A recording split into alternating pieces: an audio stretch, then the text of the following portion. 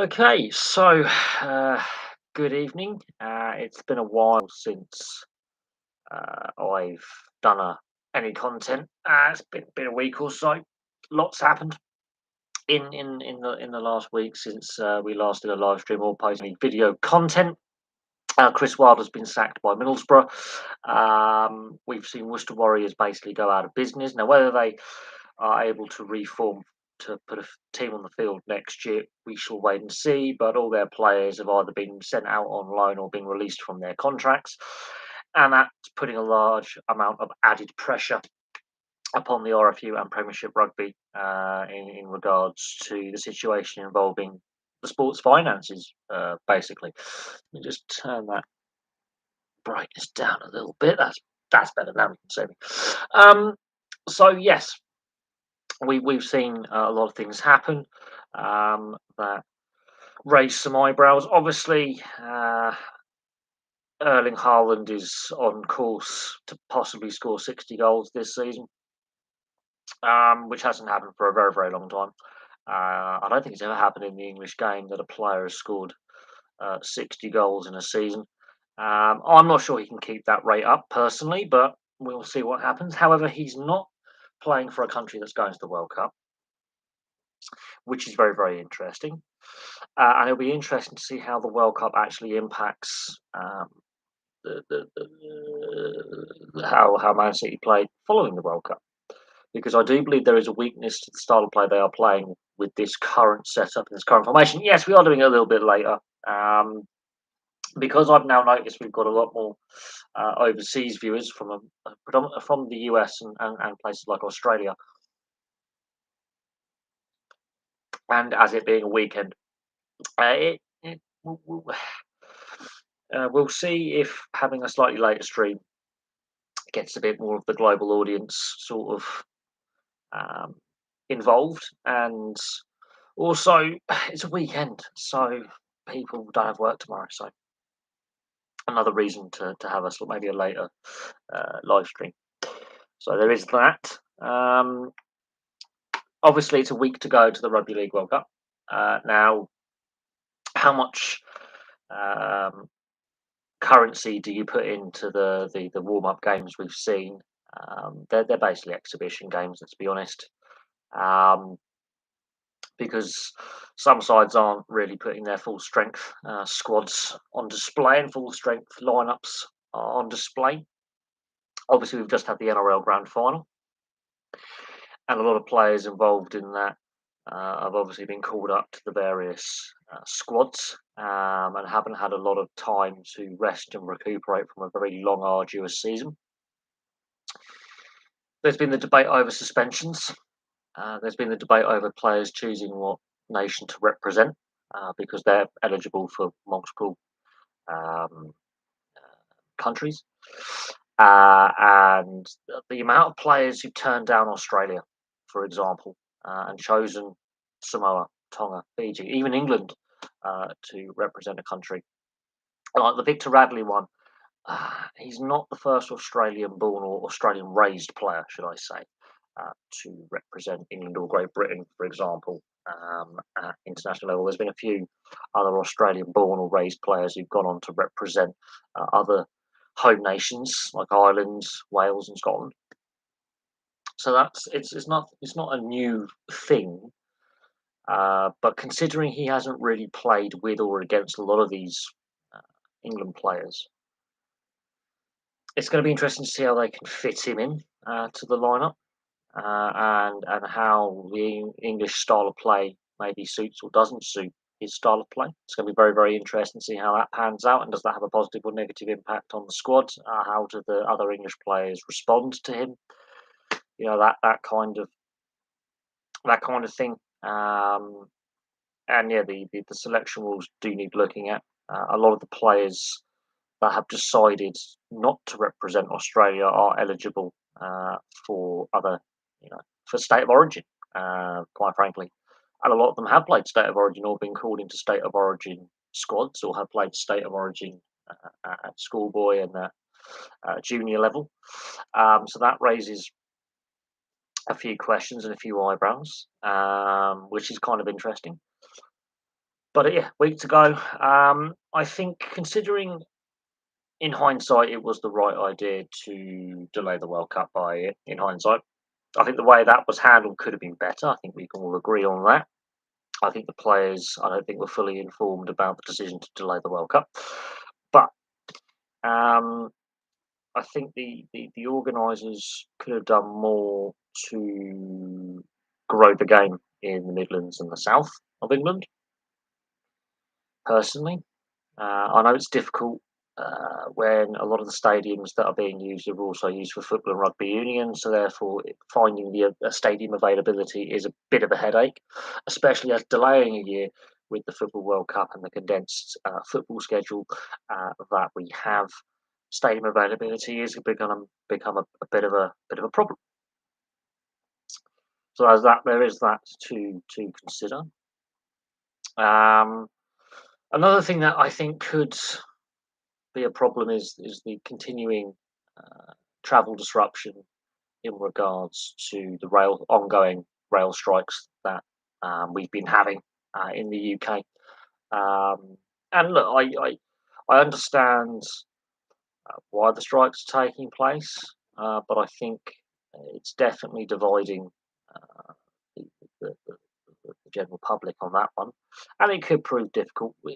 There were a lot of empty seats at last night's England Fiji game, and considering how the Super League Grand Final wasn't a great attendance, the last Grand Final where it was a low attendance where Catalan played, they blamed it on Catalan. The RFL and Super League, they really are doing their best to kill rugby league in this country. They really are. But that's my view on that one. Yeah, so football news. Chris Wilder's been sacked by Borough. Steve Bruce has faced a lot more criticism from West Brom fans. They're not happy with the position that the club finds themselves in. There were some angry confrontations this week between Steve Bruce and some very, very angry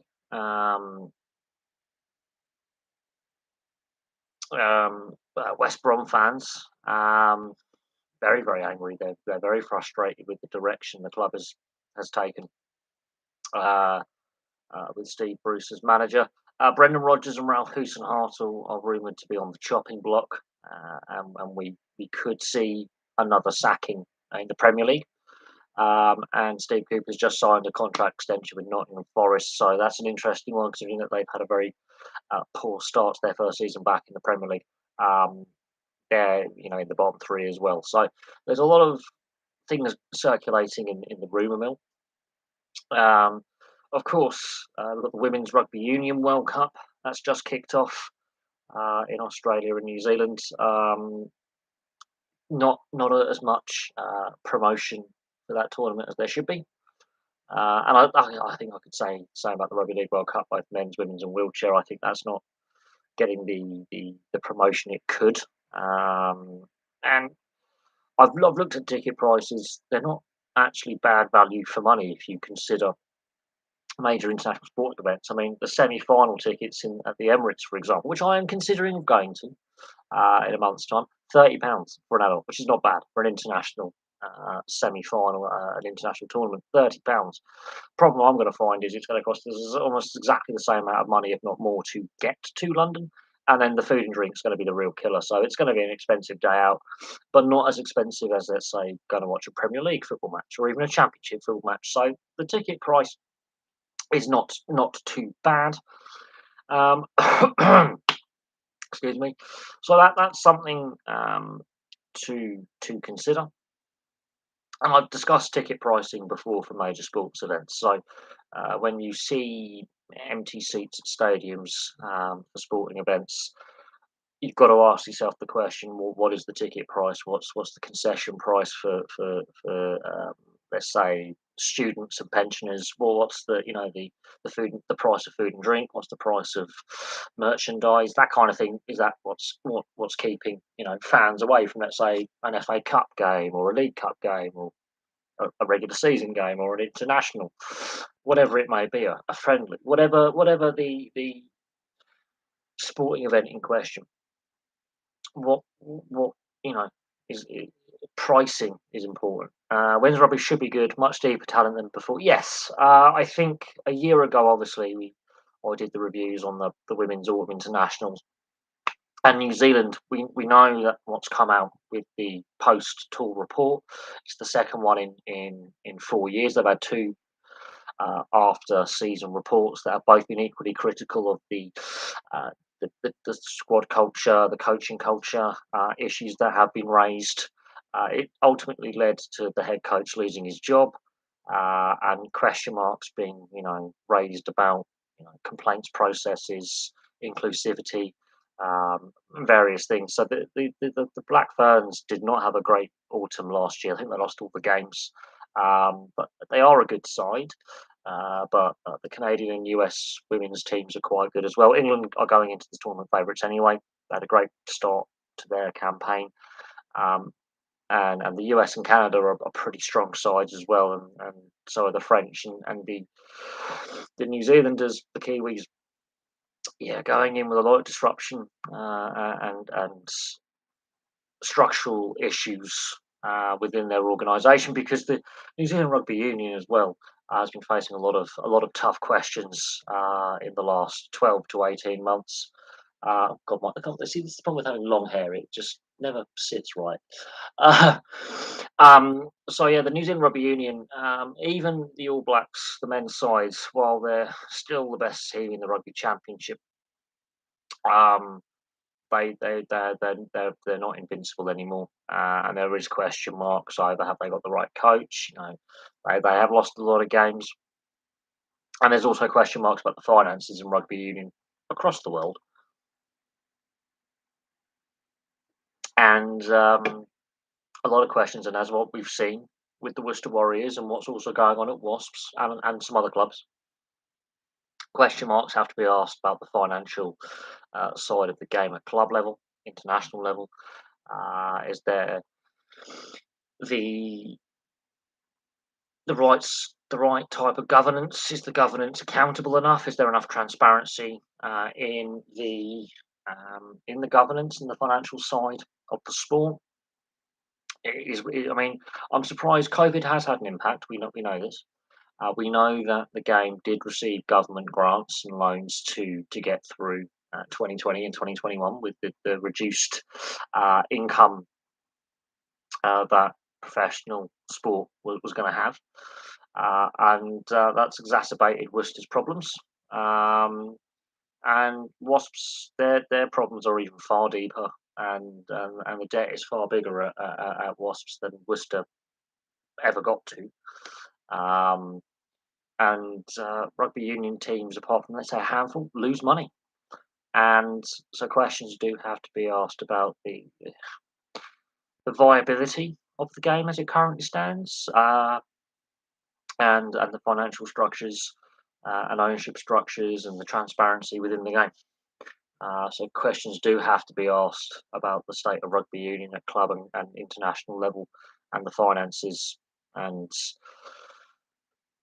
is there enough accountability? Is there enough transparency within uh, the sport? This time and time again, we come back to discussing the situation that rugby union finds itself in, and the the current financial structures that are currently in place, and the current financial rules that are currently in place in regards to club and international structures, and also the very the very poor response from the RFU and Premiership Rugby in regards to what happened at the Worcester Warriors. Good evening, Dan. Very good to have you in the stream. It's been a very interesting week in sport. Well, a very interesting period of time in sport. Haaland is, with his current rate of scoring, is on a rate for 60 to 65 goals this season. I don't think he gets that level, and I will discuss why. Um, The Worcester Warriors have basically gone bust, so it doesn't look like they're going to play any more games this season. They may return next season, they may not. Um, the situation at Worcester Warriors is an absolute mess. Wasps are in danger of going down the same route at some point this season, I have no doubt. We could see a similar situation with Wasps, and then the whole structure of the Premiership in rugby union gets in English rugby union gets thrown up in the air. I got the Sacramento job after 4 interviews. Um, wow,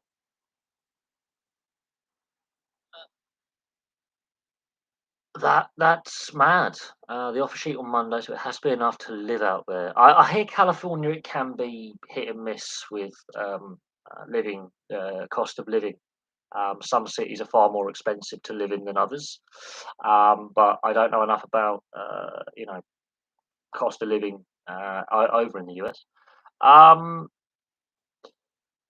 they could be interesting. Well, yeah, obviously you can't be in breach of your contract, so that's something I will stress. Don't breach your contract. Read your contract if you do decide to take up the job. Read it very very carefully because while it's kind of fun to look at things in that regard, don't risk your employment in regards to that. The NWSL investigation. What is the NWSL? What are we talking about here? NWSL. Oh God, what is NWSL? What the hell is that? Let me just double check. What's my phone doing now? Yes. It's a ton to live out there, but it's a good job, and I'm very efficient with money. I think I'm going to do it if it's a decent offer. Yeah, oh, here we go. NWSL.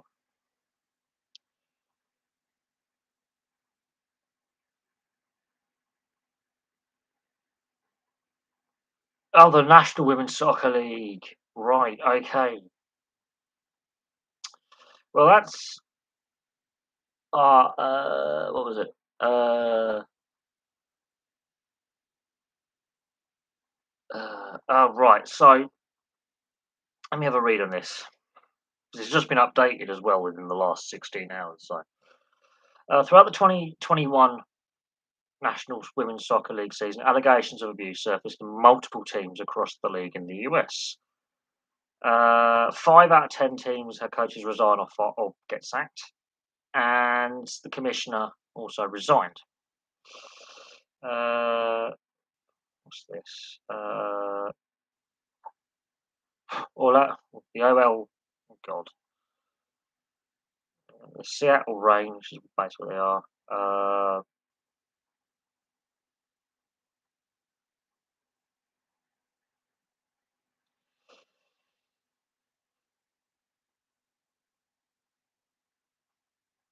So basically, it's about the culture within the league. Basically, um,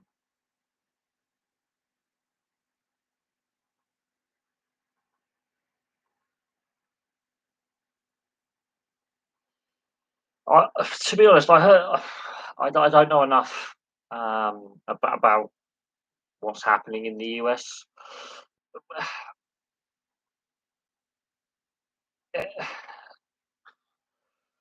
But what we have seen um, is, especially with the Hawthorn Hawks in the AFL, is this win at all costs mentality.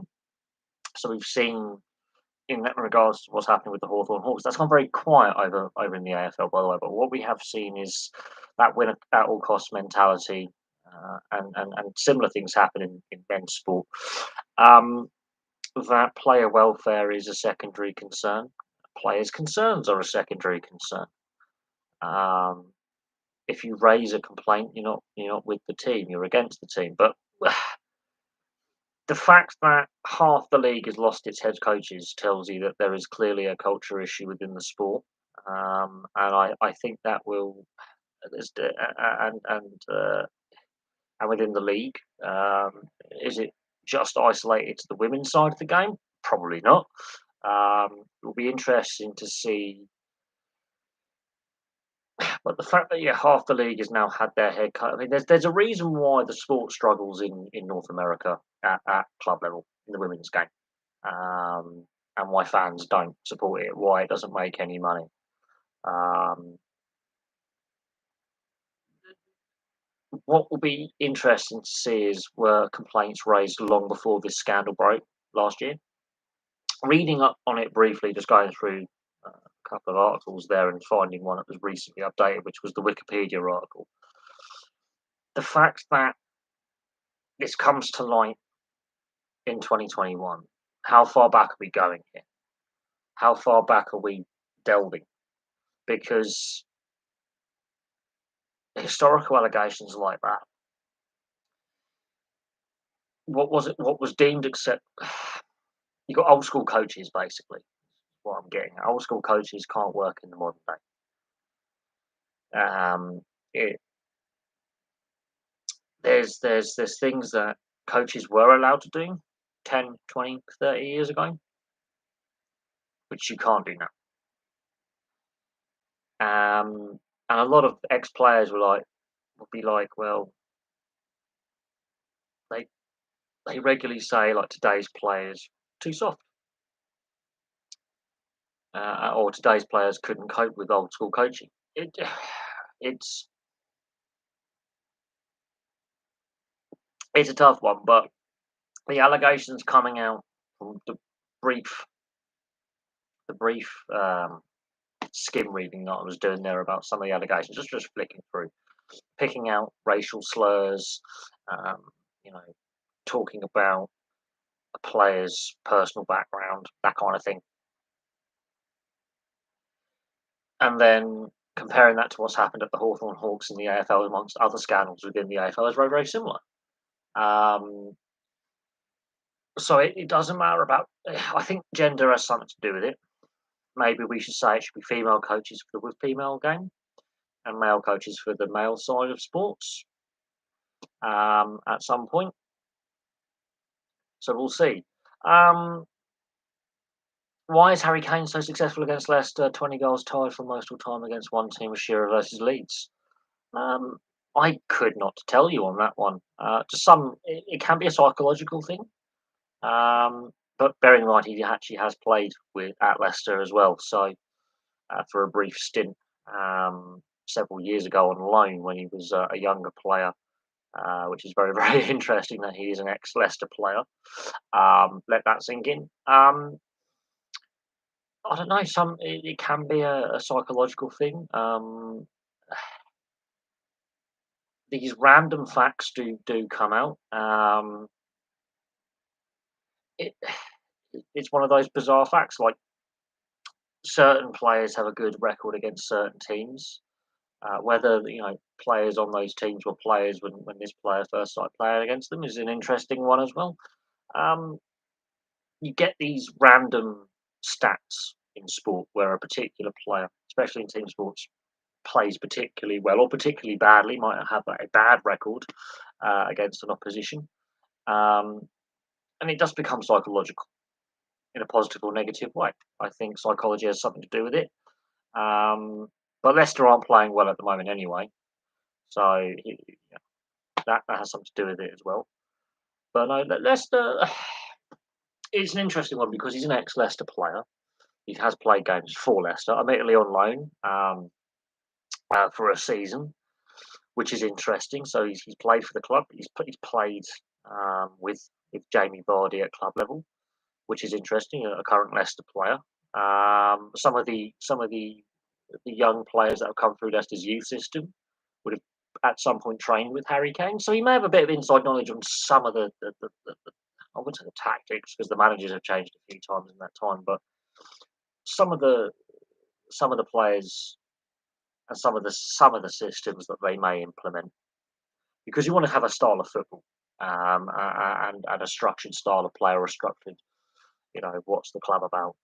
Um, and so that could give you a slight insight. Um, but it's an interesting one that he's tied that.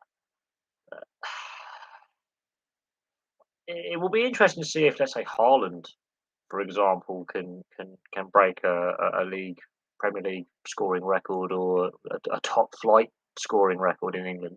I think Haaland could do that with the rate he's going. Um, Maybe a revenge type thing because Leicester had the option to buy him at a reduced fee, and Leicester have since he's left Leicester. Leicester have gone on and won silverware while Spurs haven't. So there is that as well. There you could throw in the 2 seasons after he leaves Leicester, they win the Premier League, um, which could play into it. Um, but there's some of these random, especially in team sports where scoring stats. You do get a player who plays particularly well against a particular opposition, regardless of the turnover in squad, the turnover in starting lineups. Um, do games ever start before noon in the? It's very rare, very rare. I have seen the occasional 11:30 kickoff, but that's almost unheard of. Almost unheard of in Europe. It doesn't happen. It's lunchtime to evening kickoffs. Um, I think a few kickoffs have been adjusted for maybe travel disruption, or the police and authorities have said this could be a high risk game for disorder, so let's try and change the kickoff time. It's a cultural thing.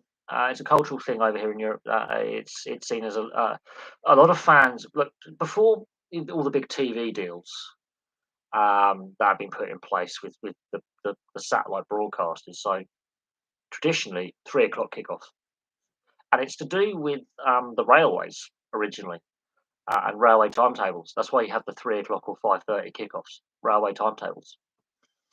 That is why the 3 o'clock kickoff time is when the 3 o'clock kickoff time is, because you have a different railway timetable on a weekend in Europe than on a weekday. So there is that. I think another reason why they've got maybe possibly the 7 a.m. kickoffs over in the US. It's a different culture. Um, your sporting events are not as tied traditionally to transportation infrastructure, because when the Football League was set up, the railway was the primary means of transportation, and a lot of the clubs were set up by railway workers. So um, the 3 o'clock kickoff traditionally is when they take place. Um, yeah, Bill Foley, yes, that's that'd be like if that takes place, that'd be the 12th owner in the English Premier League. I think 10th or 12th owner to part or fully own a football club in the Premier League. And the it's we've seen a lot of criticism of the American owners not fully understanding the promotion relegation system. There was an owner the other day who was a part owner of a club who was like, actually, we like it as it is, because there's been a lot of criticism of some of the things and actions, some of the actions and some of the statements made by American owners in regards to, uh, you know, um, having an all-star game, the European Super League, restructuring the Premier League to 18 teams, um, you know, and how they dealt with COVID and so American owners aren't overly popular in regards with with the fan base and fans in general. And yeah, so there is that. Now talking about railways, if you look on that chair over there, those black books, they're railway books, and they catalogue the 40s, 50s, and 60s on British railways, which was a very big time of upheaval. But they put a lot of railway specials on for the FA Cup, for example. In 1963, Southampton played Manchester United, excuse me, at Villa Park in the FA Cup semi-final, and they put on 18 special trains to transport Southampton fans from the south coast to the Midlands, like that. So the railways did have a massive impact on getting fans to and from games, and the kickoff time, always 3 o'clock. And then, as we see in the 90s onwards, we get the satellite TV, and that completely changes the dynamic of fans don't have to travel to games; they can watch at home. And we also post, Hillsborough as well with stadium redesign. So stadium capacities were actually reduced to all seaters, so the terracing's taken out, which means tickets sell out quicker. So there's a lot of fans who can't go to games, so they change kickoff times, and then they sell the TV rights to the US. And the US being 5 hours behind, 5 to 8 hours behind, oh, God, a bit of hair there. Means that when you're trying to sell it overseas, you want to try and get as much of that US audience as possible to buy in for the overseas rights, and then the Americans start buying football clubs. And because the US economy is 24/7, 365 days a year, pretty much, so to speak, it's a 24-hour economy in the US and has been for a lot longer than Europe, and still is. Some parts of Europe are still very on a Sunday, country shuts down. National holidays, country shuts down. US is 24/7, 365 days a year, on it all the time. And the TV rights around the world, kickoff times change. Fans hate that. And I think this is where a lot of the American owners really don't understand constantly changing, um, start times for matches. It's obviously football's the big one, but other sports as well. Um, that's gonna piss off a lot of your traditional fan base, and that's where you get the empty seats. Very few Americans go out before 7 a.m. on weekends. Um, that's 4 a.m. on the West Coast. Uh, well, if it was 7, 8 o'clock on the West Coast, that's 10, 11 o'clock on the East Coast. Um, it's a 24/7, 365 day. The economy it's just it's like they say about New York, the city that never sleeps. There's always something happening in the big urban areas. Now, more rural America or small town America, okay, very similar to um, Ryan Reynolds and Dan McElhenney. Again, North American owners that don't really know sod all about sport, and quite frankly, um, is it a publicity stunt or are they serious? Let that sink in. Yeah, but you can while you can fit the whole of the UK pretty much into Mississippi, you could fit the entire population of Mississippi in Greater London or Greater Manchester. Hardly anyone lives in. Well, Mississippi's got a few urban areas that are sizable, but you could basically fit all of Mississippi's population in Birmingham. So that just shows how densely populated we are as a country in comparison to a lot of the states in the US. You could fit the entire population of Wyoming in Birmingham with room to spare. No, that's again. Um, oh, look, the American infrastructure couldn't cope. We've got the UK has got double the population of California. Let that sink in. Got double the population of Texas. Let that sink in. Um, just let that sink in. Um, Rob McElhenney, Dan, the less important one. I haven't watched the documentary in regards to Wrexham, but look, Ryan Reynolds is quite a popular figure, quite popular in the UK. He's very very popular. Um, but when you've got someone who's going into this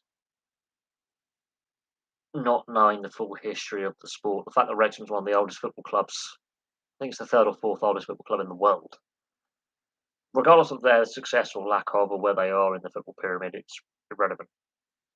They're the oldest Welsh club and the third oldest, or second, or fourth oldest club. They are one of the oldest. I have to look at my notes, but my notes are over there. I really can't be asked to move because I'm lazy and it's late at night here.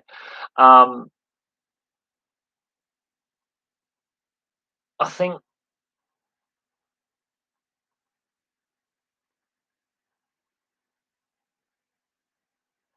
with with without actually having seen the documentary, I can't comment. But the fact that if that is the case, that he knows very very little. It seems like a lot of these American owners, even though they own a lot of sports teams, know very very little about the history, the culture, and the importance that the clubs have. I forget who it was who. It's one of the American owners of one of the clubs. Right, Leeds. That's the guy. The guy who's got a big stake in Leeds doesn't want to change the structures of the pyramid, promotion, relegation, the size of the leagues. Um, doesn't want to fiddle with. It's the guy who wants to buy Leeds off the Italians. He's basically come out and said, "Look, I love it the way it is. I research the history. I understand the history. I look at the success Leeds has had historically. I look at the rivalries Leeds have historically with their local rivals and rivals across the country, etc., etc." Um, well, the guy one of the part owners of Leeds is an American, and it's interesting that he's one of the few American owners to speak out and say, actually, the reason why I've got involved is it is a different way that we organise the sport and look at the sport and the role that, and it's been proven, by the way, that sports teams, be it amateur, semi-professional, professional, actually have a positive impact on their local communities. It's a fact. Doesn't matter what the sport is. So that's important. Um, that's been proven in Australia. It's been proven here in Europe. It'll probably get proved over, obviously, in the US and Canada in regards to if they actually did studies on community engagement, investment in communities with training facilities and the players actually buying real estate and contributing other than the sport to the local economy. But Leeds is part owned by an American, and if the Bournemouth deal goes through, and there's another deal as well, I think it's anywhere between half the league or 12 teams in the league have got American money, um, tied up in them, which is quite astounding. That half the Premier League basically has got American investment. There's teams in Scotland, there's teams in the Football League, and even the non-league with Wrexham with American money. And there is, I found a website that charts what the main ownership group is, or the tradition, the majority stakeholder, where the money comes from, who's the owner. Now the Glazers started this, but it has sort of opened a Pandora's box of you don't know what these American owners are going to do. In regards to how the clubs are going to get run, are they going to be successful or not successful? Swansea and Burnley hasn't worked out. Leeds, historically, what the meaning of Leeds is, let's have a look. Because there's a Leeds Castle in Kent, which is nowhere near Yorkshire, by the way. So Leeds as a place name is, I think um, it's a Viking or Saxon word. Um, let's have a look. Let's see where the term Leeds come from. It's something. It's well. Here we go. Here we go. So Leeds is a city in the county of West Yorkshire, which is part of the traditional county of Yorkshire. So the riding of West Yorkshire, which is a subdivision. City lies in the valley of the River Aire, spelled Aire, on the eastern side of the Pennines. The city is the largest settlement in West Yorkshire, with a population of just over 500,000, and the urban area surrounding it just under a million with 812,000. And the full built-up area that is part of is 1.7 million people. That's interesting. Leeds was a small. Let's have a look at history. The people of the fast-flowing river. So that's what it actually means. From the Brythonic tribe. So one of the Celtic, Saxon kind of tribes, kingdoms, which basically means people of the fast-flowing river. So the River Aire, obviously, quite fast-flowing in that part of the valley. So there you go. Um,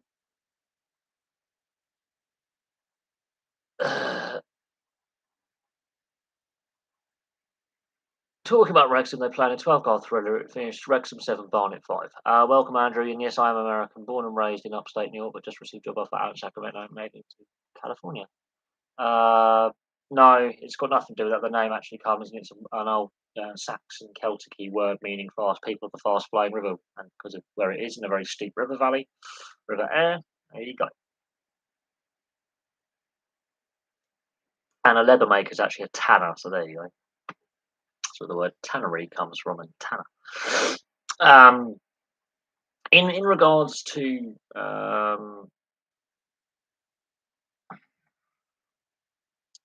the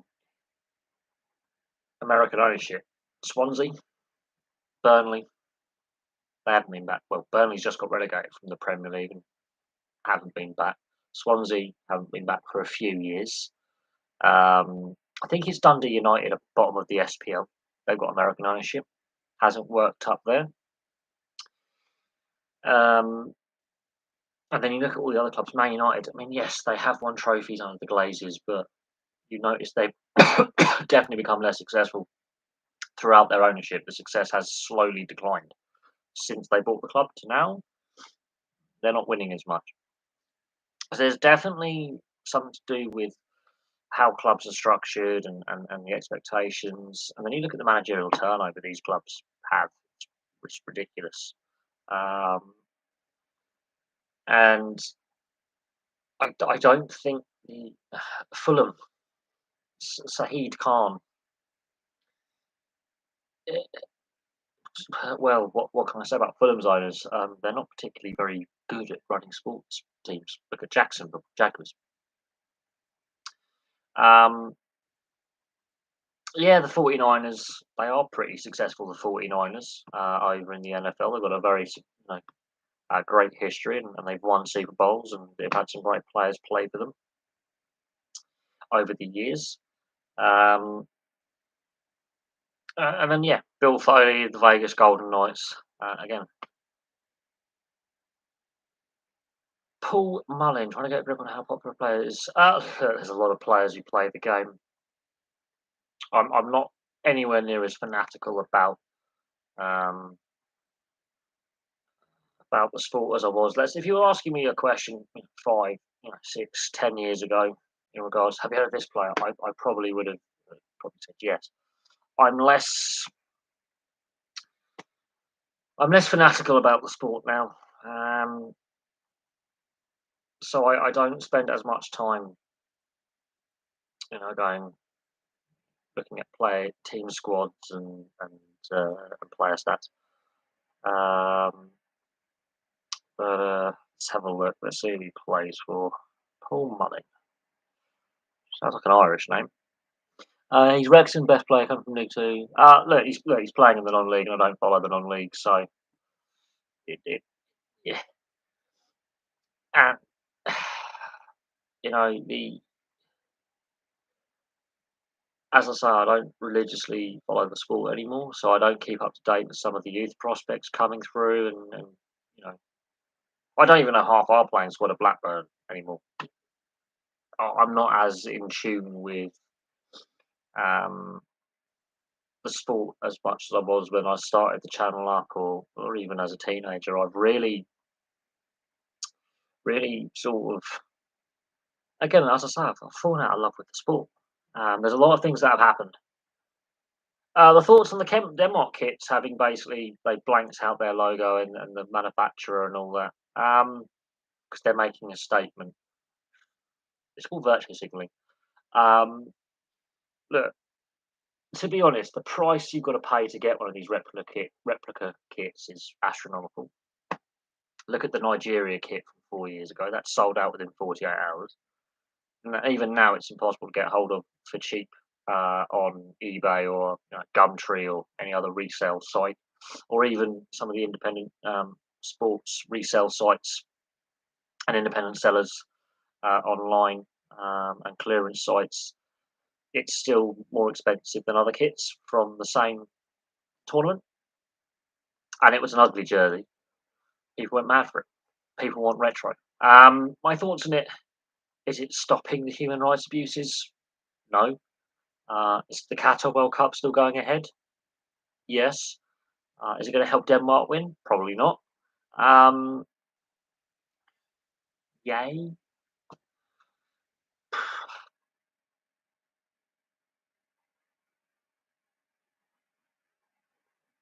Um, I've got a few friends with the surname Hobbs. So Hobbs is a reasonably common surname. Smith is a reasonably common surname. Um, eh, but no, in regards to the Denmark kit, it's a statement, so they say. Sports and politics. Yes, because it's really going to solve human rights abuses. I don't know what else to make of it, really. At the end of the day, the Danish FA have obviously made their intents clear in regards to several things that FIFA are doing right now. All the Scandinavian nations have said they would withdraw from any World Cup if it's every 2 years, and they would boycott. They've they've taken it. They've threatened to boycott FIFA tournaments if the World Cup's moved to an every a 2 year cycle. But they changed tinker the colour of the kit so their crest and their kit manufacturer are less visible on the jersey as a result of human rights abuses in a host nation for a tournament. It,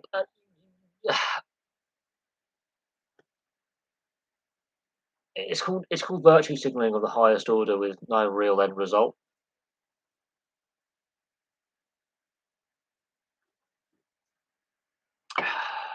But you know, um, it doesn't actually achieve anything. And other than Danish fans, I mean, how many people are actually going to want to buy those kits because they don't look pretty appealing. They're just pretty dull, boring red and white. It's not like the Danish kits from the mid '80s, which were fantastic because they were red and white, weird kind of halves. Um, so my view on it is it's virtue signalling. Uh, I do think sport and politics should separate. And people saying to all these nations and all these teams, fans, boycott, fine. The tournament's still going ahead. FIFA is still going to get the sponsorship money from the sponsors first up. They're still going to get the advertising money from the TV broadcast deals. Um, where it's going to hurt them is if fans don't travel. Um, and if fans don't travel and buy tickets and buy merchandise, actually, out in Qatar or domestically, that hurts FIFA. That's what's got to happen. And from what I've seen on social media, there's a lot of fans who will not be watching on TV. He won't be buying the merchandise. They won't be buying the sticker albums for their kids. They won't be buying the video games. They won't be buying the wall charts and the posters and other associated merchandise. They're not going to travel over to Qatar. They're not going to buy tickets. There's enough fans, you know, online that says to me that viewership figures when it comes to the TV viewership figures here in the UK, at least, are going to be lower. I don't know what the viewership figures are going to be like in the US because of the time zone difference and the fact that the NBA, the NFL, and the NHL are going to be at peak season, so to speak, when the games actually mean something. Um, the meat and grind of their seasons. So there is that to think about. What's made me fall out of football? Things like the Qatar World Cup, things like the corruption scandals that keep coming out, some of the obscene wages and transfer fees that we've seen, the price of tickets, putting more and more things behind a paywall, like the Champions League and Europa League, for example, on BT Sport. Um, and just as time has gone on, I've enjoyed it less. And I also think the quality is not as good as what it was when I was growing up, or at least 10, 20 years ago. I think the quality is less. The fact that Ronaldo and Messi basically dominated the Ballon d'Or, even though they're not necessarily the best all-round players, they're just the best attacking players. So it's a popularity contest, which is why I think those individual player awards are a joke. Um, there's got to be someone better out there as an all-round player who can attack and defend, and generally is also pretty well liked by his teammates and opposition players. You know,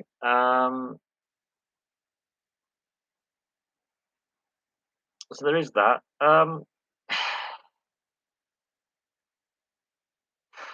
It's there's a lot of reasons why I've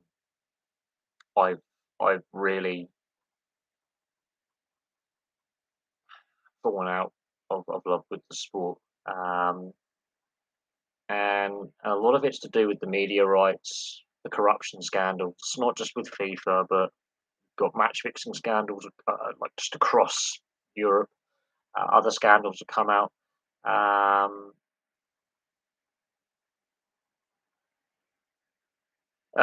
would, yeah, you be careful with putting out your email addresses. I might have to now fiddle with the pissing chat now to hide it.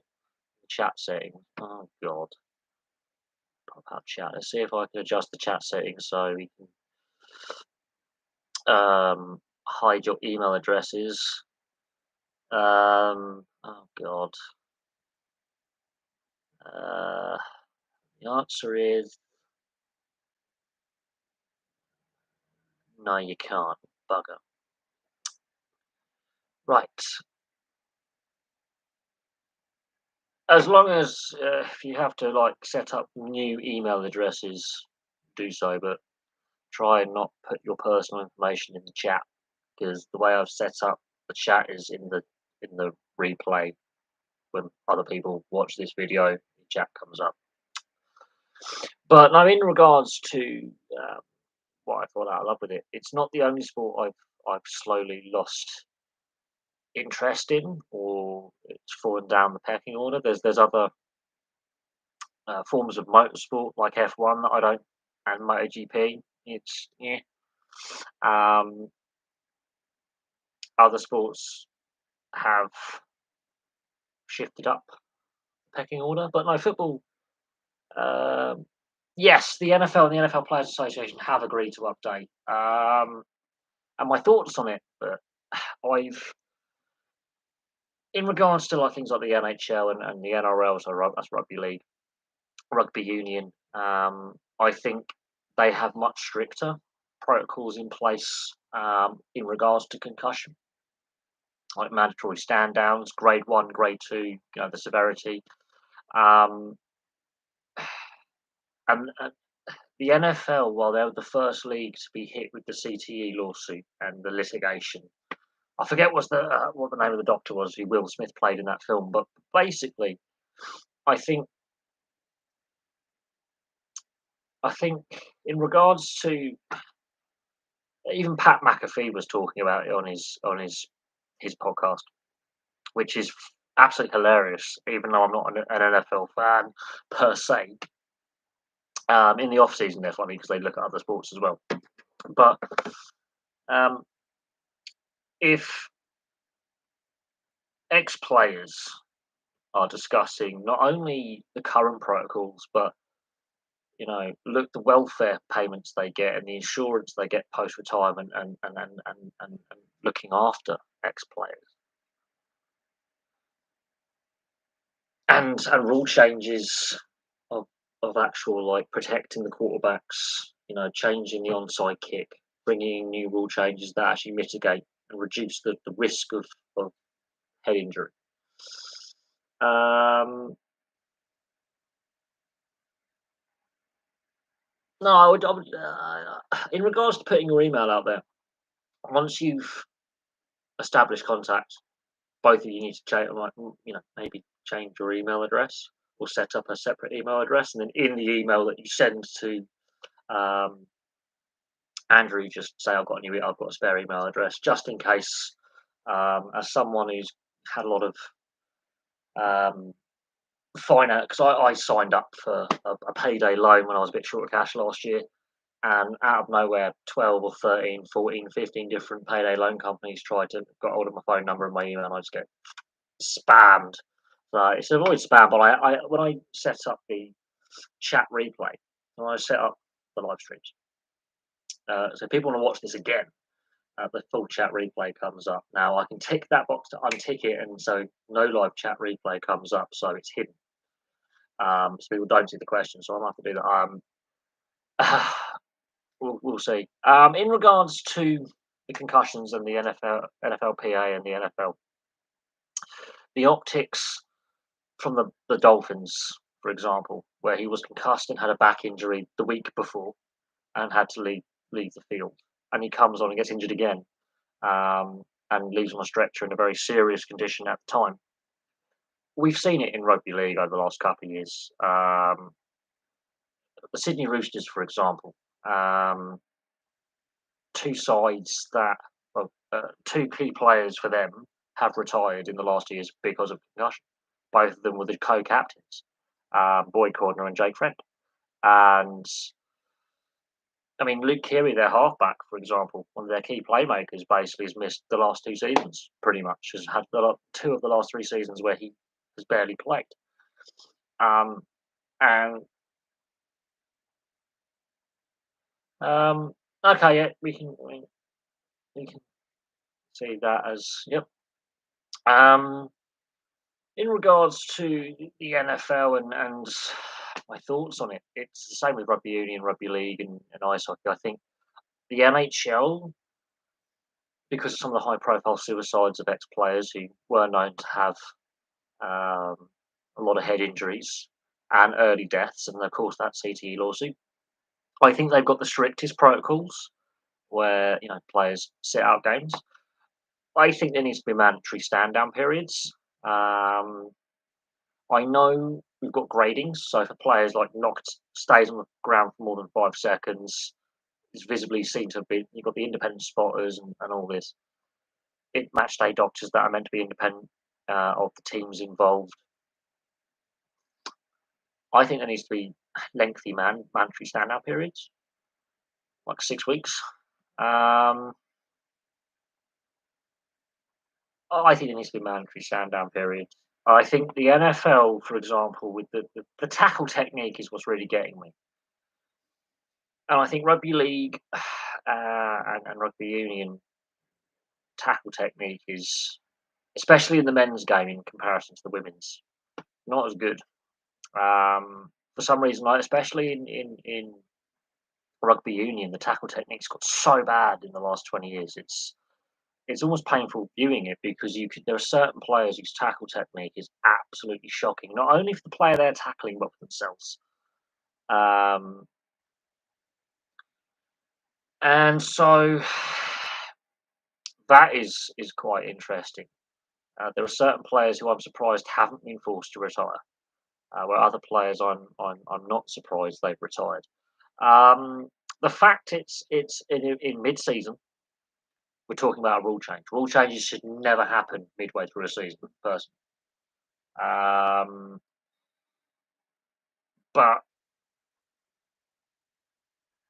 the fact it's happening in such a controversial way, especially as the Dolphins are playing well right now and have had a good start to the season, and he's a key, and the player injured is a key player for them. I think it doesn't really matter on the sport, but we've seen it in the NHL with Sidney Crosby, missed a lengthy spell earlier in his career because of concussions. We've seen it um, in rugby union, where like some high-profile international players like Pat Lambie for South Africa, George North, and Lee Halfpenny for Wales. Pat Lambie's had to retire. Lee Halfpenny's got and George North have got terrible tackle technique. No, seriously, they have terrible, terrible tackle technique. Not only are they put themselves at risk, but also the players. I mean, Lee Halfpenny, I'm surprised he's got a head because he tackles with his leading with his head. He gets his head in the wrong position. He leads with the wrong shoulder and he puts his head across the opposition player's body. He deserves to get knocked out. Uh, The, the tackle technique is shocking. George North, for a big bloke, he gets knocked out very more and more easily each time he gets knocked out. I think George North. I am surprised he's still playing. I'm surprised his club and country, his club country doctors have not given him a lengthier stand down. Steve Thompson, former England international, early onset dementia. Who's the former Wales captain? Early onset dementia. Um, it's, I think it's Jones, one of the Joneses. Yeah, there's a lot of Joneses who play for Wales. Um, yeah, in regards to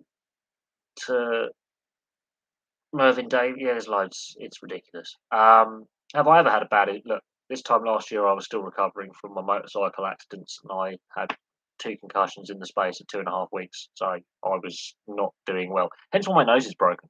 If you look closely, my nose is completely, completely fucked, and is on the wonk. If you look at some of my older videos, my nose is straight. Now it's kinked, and it was busted last this time. I collapsed last year and I bashed me head. Fell over and bashed me head. Yes, I've been concussed twice in the same rugby match, which can kill you. I tell you now, I had a very throbbing headache the next day. Yeah, I've bashed my head more than once. The Hugo Lloris one I remember because the same season that Hugo Lloris got plonked out. Is it Vermaelen? Or Jan Vertonghen got knocked out against Ajax in the Champions League semi-final in 2018, or whenever it was that they ended up going on to play Liverpool in the final.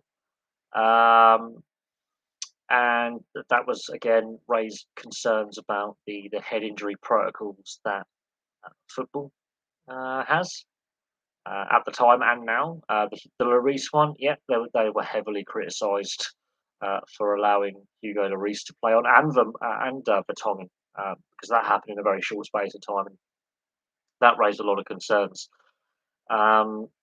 We've seen it, rugby union, rugby league players. You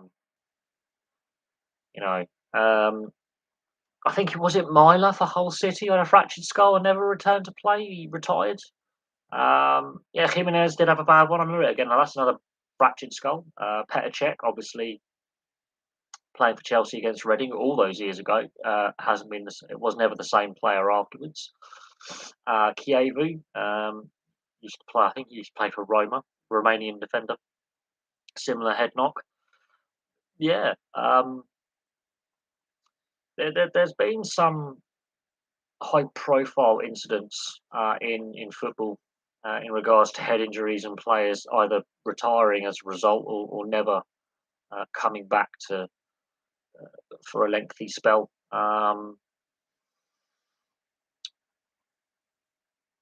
We've seen it in rugby union, rugby league, where players have retired because of concussion in recent times. Ice hockey as well. Players basically retiring or having their career shortened. Paul Career famously getting knocked out by Scott Stevens in the Stanley Cup final in 2003. And when he's laying prone on the ice, he stops breathing for 5-6 seconds. Scott Stevens thinks he's actually killed him. He comes on and scores the winning score. I think he had a hat trick or scores the winning goal. Doesn't remember 2/3 of that match. His career was significantly shortened, not just because of Scott Stevens, but a lot of concussions. I think I know it's Sunday. Yes, yes. So we started and only an hour ago. So I've got my first football tournament of the season with half a ton recent team playing it. Okay, I mean that's those community type of outreach programs are important. And this is where I was saying that I think you know what American owners don't quite understand when it comes to football or even other sports because they may decide to buy into rugby league and rugby union and ice hockey over here and over in Australia buy into the rugby league and the AFL and invest. These studies have proven that amateur, semi-pro, and professional sports teams have a positive impact on the communities they are based in.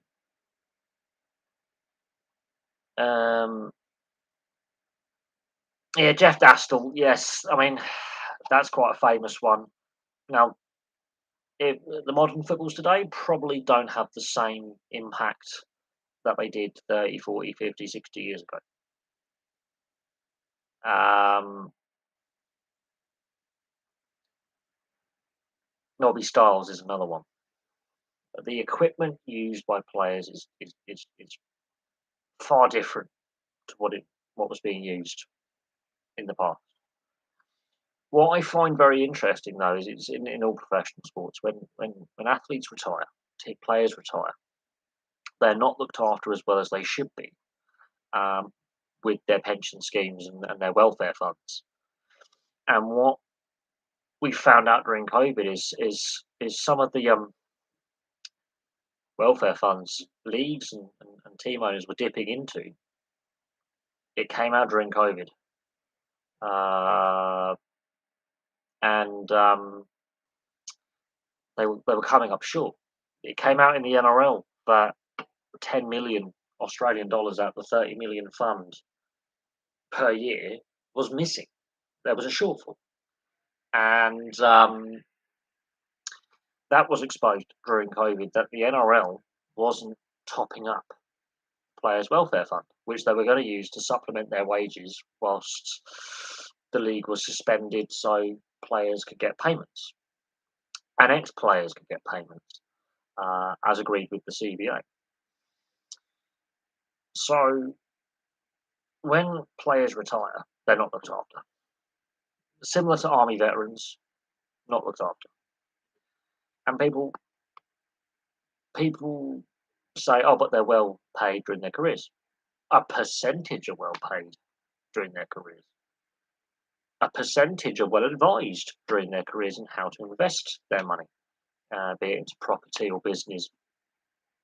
But the majority are not as well paid as people think, and a lot of them, especially some of the modern players, aren't well advised and aren't being guided in the right way in trying to find post-playing careers.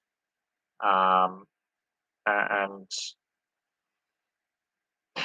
we could have the potential for many a Paul Gascoigne on our hands who don't have that role in the media or in football in regards to being a coach or an ambassador, commentator, you know, club administrator.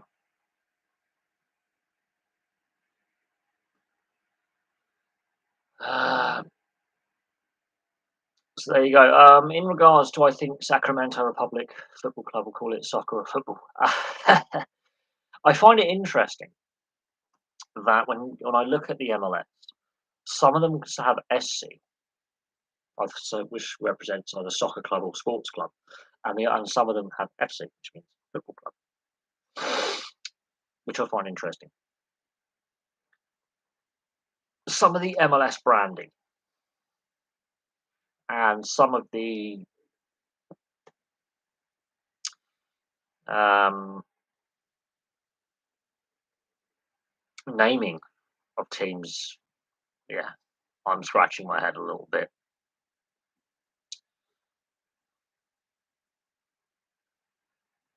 It's an interesting one. As I say,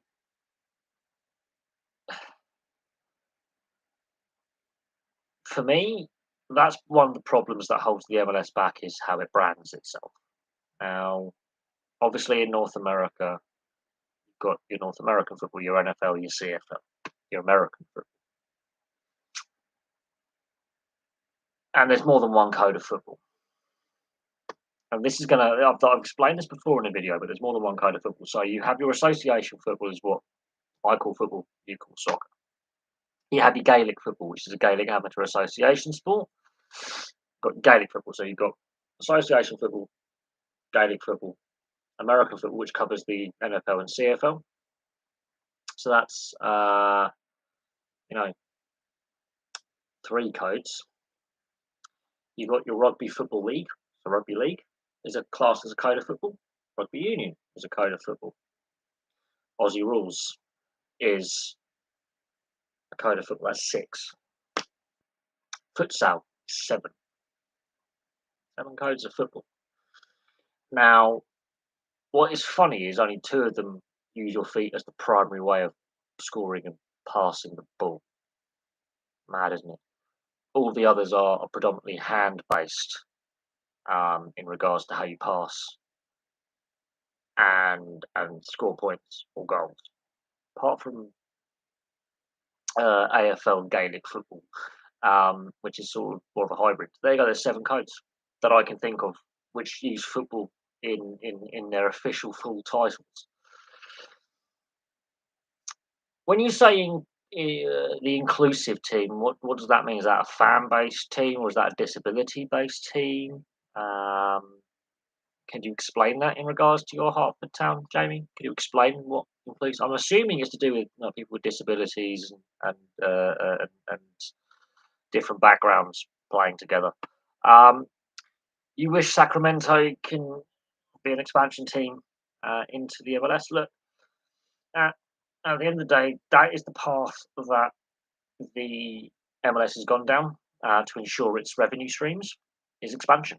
Um, the MLS has decided to expand its way out of difficulty.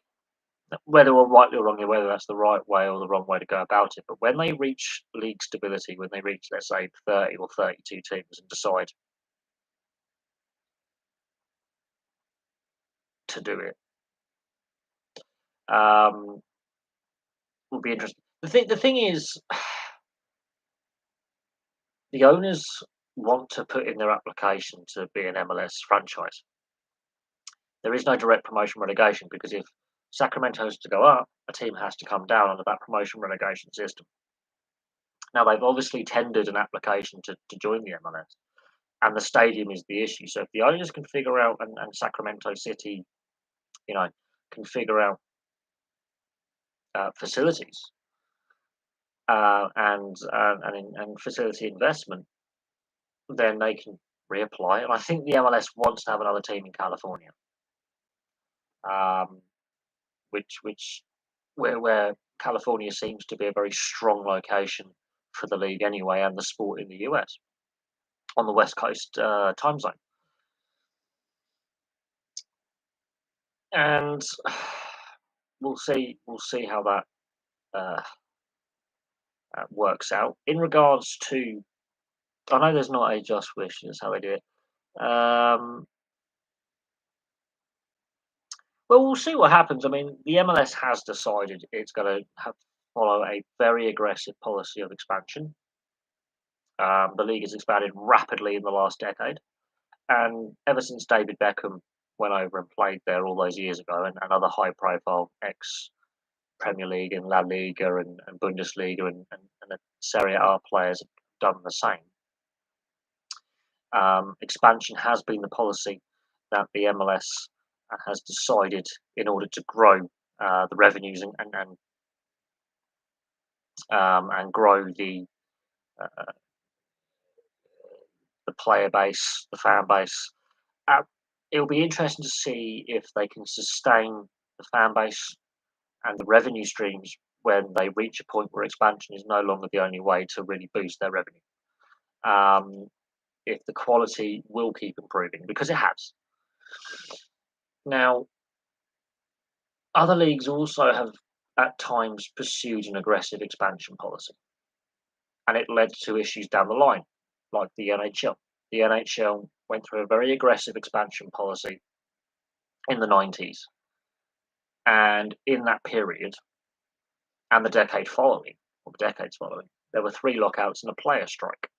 But they also went down the path of a very aggressive expansion policy with mixed results.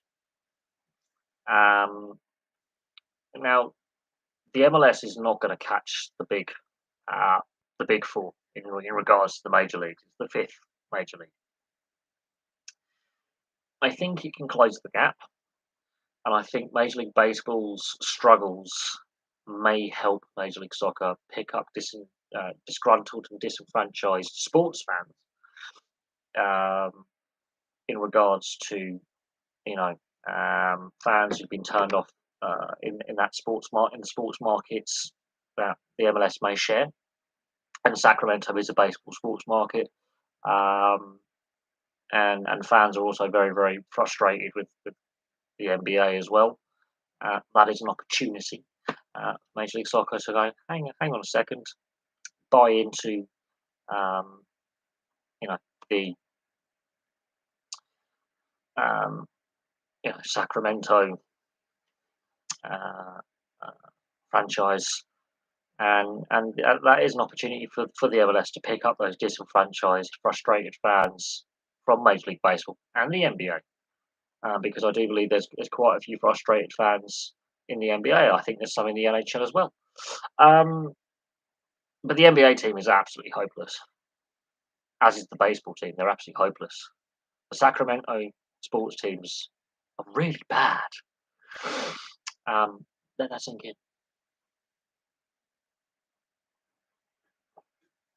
But it is interesting that obviously with the World Cup in 4 years' time, I wouldn't be surprised if Sacramento.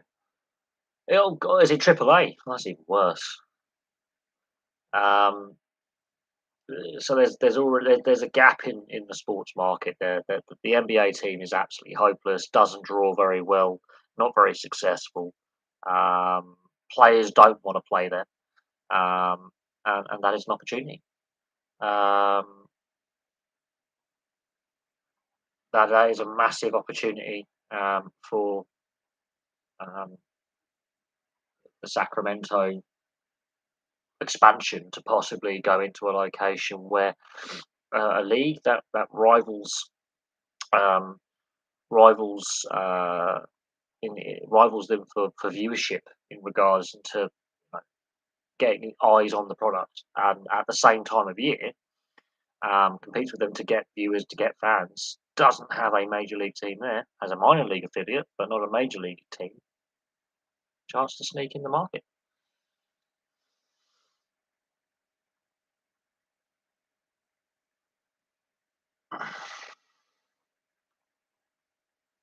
Out of the three teams they were established, um, that could be a selling point to the MLS. Going, there's already an established fan base. Um, Other teams that are playing in Sacramento have moved there. Um, so that in itself could go in their favour. California is one of the more populated states, one of the wealthier, I think one of the wealthiest states for GDP in the US, alongside Texas and New York. Um, so Sacramento is the state capital, so there's a lot of disposable income in Sacramento.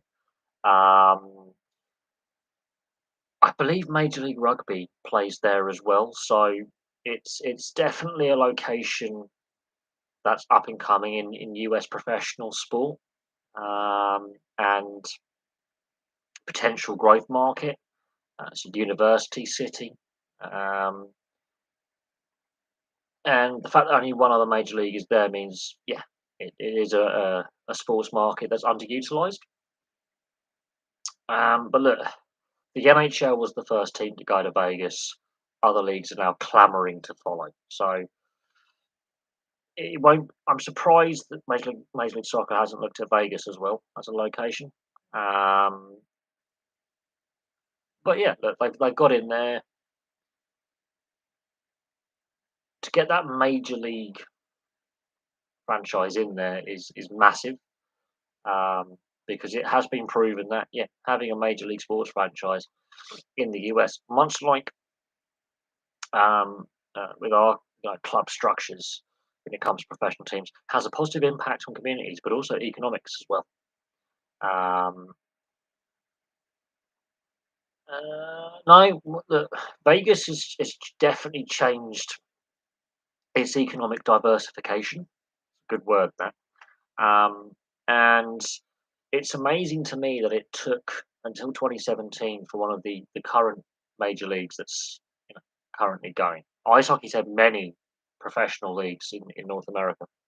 The NHL won, but they've had many that have competed against the NHL to become the dominant league in North America. It is very, very surprising to me that it took until 2017 um, for the NHL to go to Vegas. It's very, very surprising to me that it took as long as it did to get the Raiders to relocate um, from Oakland in California to Vegas.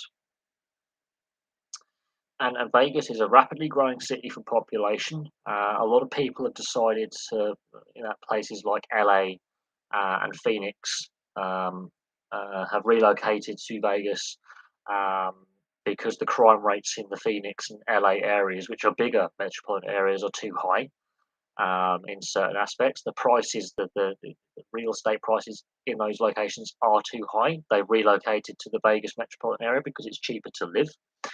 Businesses have also moved there because the population growth that Vegas has had over the last 30 years.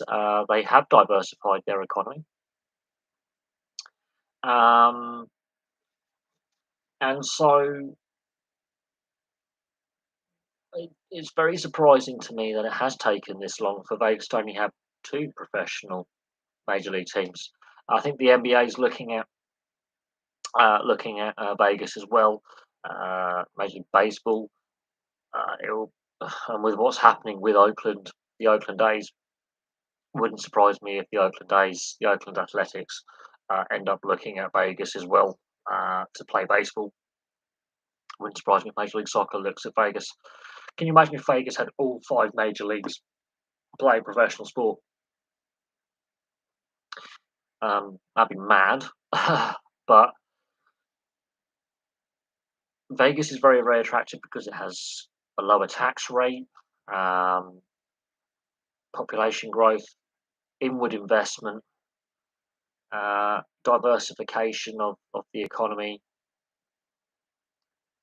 I have heard about Moneyball. I haven't seen it. I'm not a massive fan of sports films, but yes, it is based on a true story. Moneyball, um, and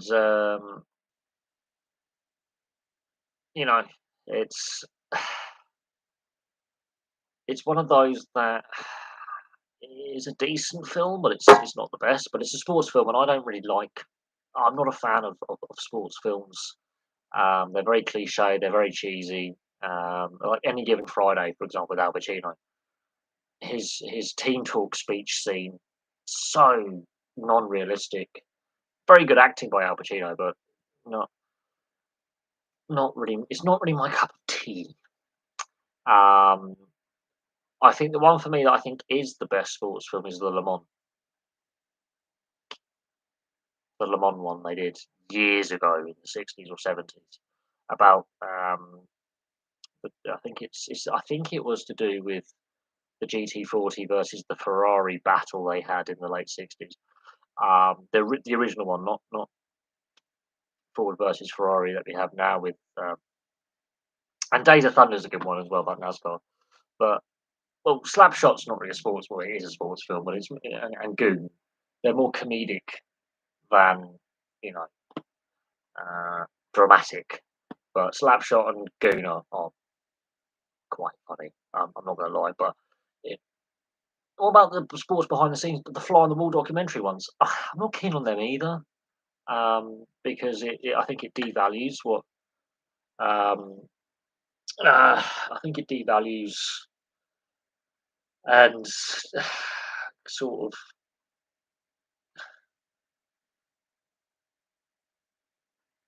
well, it's a difficult one because I have seen documentaries about certain sporting events. So I watched the Nottingham Forest one on Netflix, which I think came out in like 2017. Um,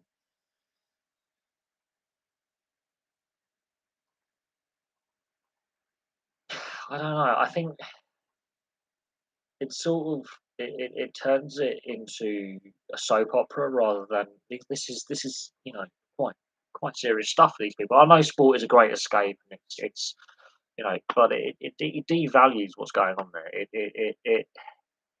It sort of there's someone used the term saying it's about I forget what pundit I forget what term they used. I forget what pundit. There was a pundit who said something where it's turned into a sitcom. Um, and look, I haven't seen the Wrexham one or anything from the Wrexham documentary, but it does highlight how little some of the team owners really actually know about what they're doing. Um, and some of these documentaries, it may make it harder for a player to get signed going forward. It may, because they may edit it in such a way that it makes the player look like an utter idiot. Um, or the manager doesn't look like he knows what he's doing because, again, it's been taken out of context. Um, what because again with social media and the way um, the modern world is,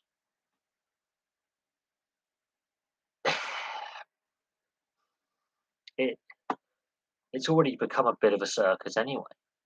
Um, but it is what it is. Like,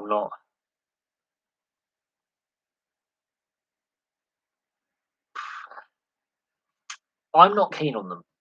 There are certain types of sport documentaries. So the fly on the wall ones, I don't like. The ones that look back at a specific period in time, or a specific season, or a specific player's career, or a specific World Cup are different. The fly on the wall ones, where you're inside the dressing room and you're following the team for a season, um, are the ones I don't like. They started off in the US with the fly on the wall, like we'll follow the New York Rangers for a 12-month period, or the Philadelphia. I think the Rangers did it when Tortorella was coach, and I think he ended up not long after being replaced by Alan Vigneault as coach, basically. Um, which again, you know, was quite interesting because he replaced Alan Vigneault at the Vancouver Canucks. So they ended up swapping jobs basically. Very similar to what's happened with the Philadelphia Flyers. These two coach the same teams always. But those fly on the wall ones, not a massive, um, not great. What's interesting about Conor Benn is the undercard, Felix Cash. He lives like 500 meters from my flat. He was on the undercard. He was meant to be fighting as well. He trains at a local gym, which is about 2 miles away. In regards to the Ben Eubank fight being off, and the way Eddie Hearn, or Barry Hearn, is it Barry or Eddie Hearn, the father? Um, the way Hearn reacted by really not staying around to give a press conference, going, "This is what's happened. This is what we're going to do." The whole card is off, not just the main prize event, but the undercards as well. Look, boxing's got a problem. Well, professional sport has a problem, but boxing's got a problem. Some of the excuses they come up with are contaminated meat. My mate bought it, bollocks, basically. And I was watching the Pat McAfee show because a particular NFL player's failed 5 drug tests or something for prohibited substances, and the last test he failed on recreational and performance enhancing. What is interesting is supplements, so the vitamin supplements you can get, some of the protein powder shakes with added supplements. They aren't regulated by the the FDA in America, for example. They're not regulated. And what I find interesting, I do find this very, very interesting, is when my cousin was at school, and some of my friends as well, when they were 15, 16 years old. The coaches were telling them to bulk up. And my cousin was always quite a sizable chap for his age. He's a few years younger than me. Don't talk to him anymore, but he's the same height as me, but he's twice the weight. And at one point, he actually was twice my weight. And he was told to bulk up, bulk up, bulk up. So he gets really, really big. Puts on a lot of muscle mass. Anyway, when he left school at 18, he took a gap year. He didn't train, didn't play rugby at all. Took a gap year. At the end of his gap year, he was basically, he already was technically obese anyway. If you're going by body mass index and actual weight to height, all his muscle had turned to fat. He was flabby. He was overweight. Clearly looked very visibly overweight. His cholesterol gone through the roof. His blood pressure went through the roof. He was in a bad. He had to change his diet. He had to go on a special. And then he did one rugby training session with me, and then he didn't want to play anymore. But he was at the age of 20, 19, 20. There were question marks about his fucking health. He was a candidate for a heart attack, apparently. And a lot of the stuff he was using was some of these supplements. And I have no doubt, and I do have no doubt, and I do stress this, because there were kids that I were at school with who were pumping steroids 20 years ago. Back in the early 2000s, there were kids I was going to school with who were my age in their early 30s now who were juicing at the age of 15. No doubt in my mind, there were kids between the ages of 13 and 16 who were built like men that I went to school with. And I'm not kidding on that. They were juicing, right? So in regards to a boxer like Conor Benn failing a test, I'm not surprised. But yes, Tyson Fury, I think his was recreational drug related. I think it was on cocaine and amphetamines that he failed, but it's still a banned substance, right? Shane Warne, yeah, no, he had his weight loss medications that he was taking, and you look at his body physique for a 50-year-old, that's not right. He should be having dad bod, and he was more ripped than me. Shane Warne, towards the end of his playing career, he's a bit flabby. He's got dad bod. It's fine. The day he dies, he'd lost too much weight, but he had COVID the year before and was on a ventilator the year before. So maybe that, yeah, diuretics was his thing. But in regards to the boxing, it's known. It's known that in a lot of sports, it's like Bronson Cherry in rugby league. From the 1st of November, clubs are allowed to talk to him about offering him a contract because technically it's the start of the next pre-season. So during this Rugby League World Cup, clubs are allowed to negotiate with him for 2024. He's had a backdated 4-year ban. It's flown by, but I think the COVID pandemic had something to do with that. He was doping from the age of 16. He was doping for years before he got caught, and he's younger than me, but I think he got caught at the age of 20, 21, at the end of his rookie season. He had been doping since he was at school, openly, blatantly, and the amount of shit in his system. I think there was 49 separate substances in his system. There is a massive problem. Another problem that boxing has, especially, is there's no unified world governing body. You've got 4 different world championship belts you can fight for. Technically 5 if you think about it. I think in one weight division there's 5 you have to go for, even though there's 4 governing bodies where you get your licenses from. That is ridiculous. And the amount when you have to battle to make weight, either lose weight or gain weight, well, there's only one way you can really do that quickly within the time frame, and that's juice. You either up, because muscle is denser than fat, right? So you either, if you want to gain weight, juice yourself. If you want to lose weight, stop juicing, or take weight loss drugs. whether they're therapeutic use exemptions or not. That's the only way you can do it quick, is pump yourself full of steroids or pump yourself full of diuretics. And we've seen the same issue in regards to horse racing with jockeys. Again, trying to make weight. And you want to be as light as possible on the flat, especially. And look at the amount of flat jockeys that get caught with cocaine or speed in their system. Um, and well, they cause your kidneys to have all kidney and liver problems, especially kidney. They fuck your kidneys up. But that's the so there are certain sports where um, your weight is key. So MMA and boxing, for example, horse racing, for example. I don't know what I can't remember what has been alleged that he's failed on, Ben, but I think it's something to do with hormone stuff. I think it's too much higher than out.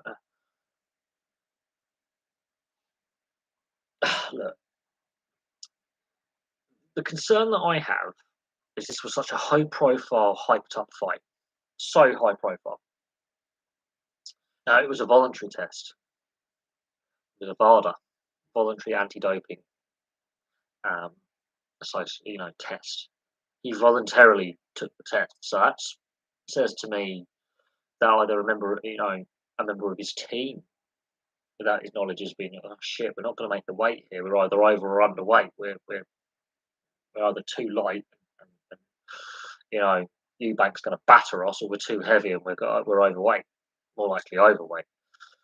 And but the reaction that I've seen with high profile, even undercard boxers like Felix Cash, who I've actually met quite a few times. Well, one of my work colleagues, his second job is as a doorman. His family are very notorious, but around here, but well known in the local Berkshire, Surrey area, especially in the boxing community.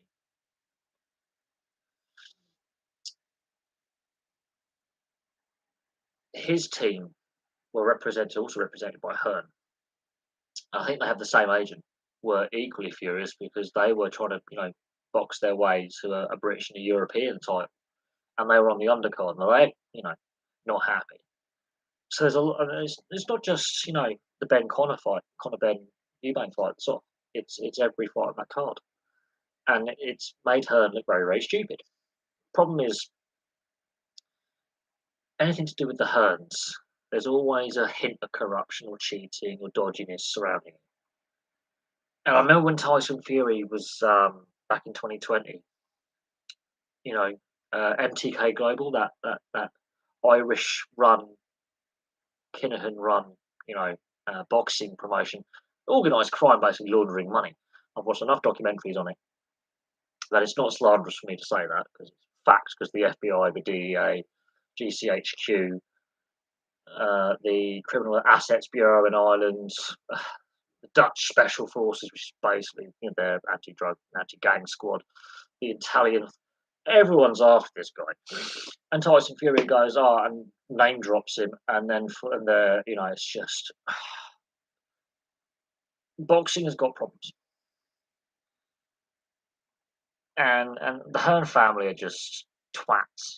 Got no time for them. They destroyed Leighton Orient while they were involved with Leighton Orient, and they've ruined snooker, they've ruined darts, and now they're ruining boxing.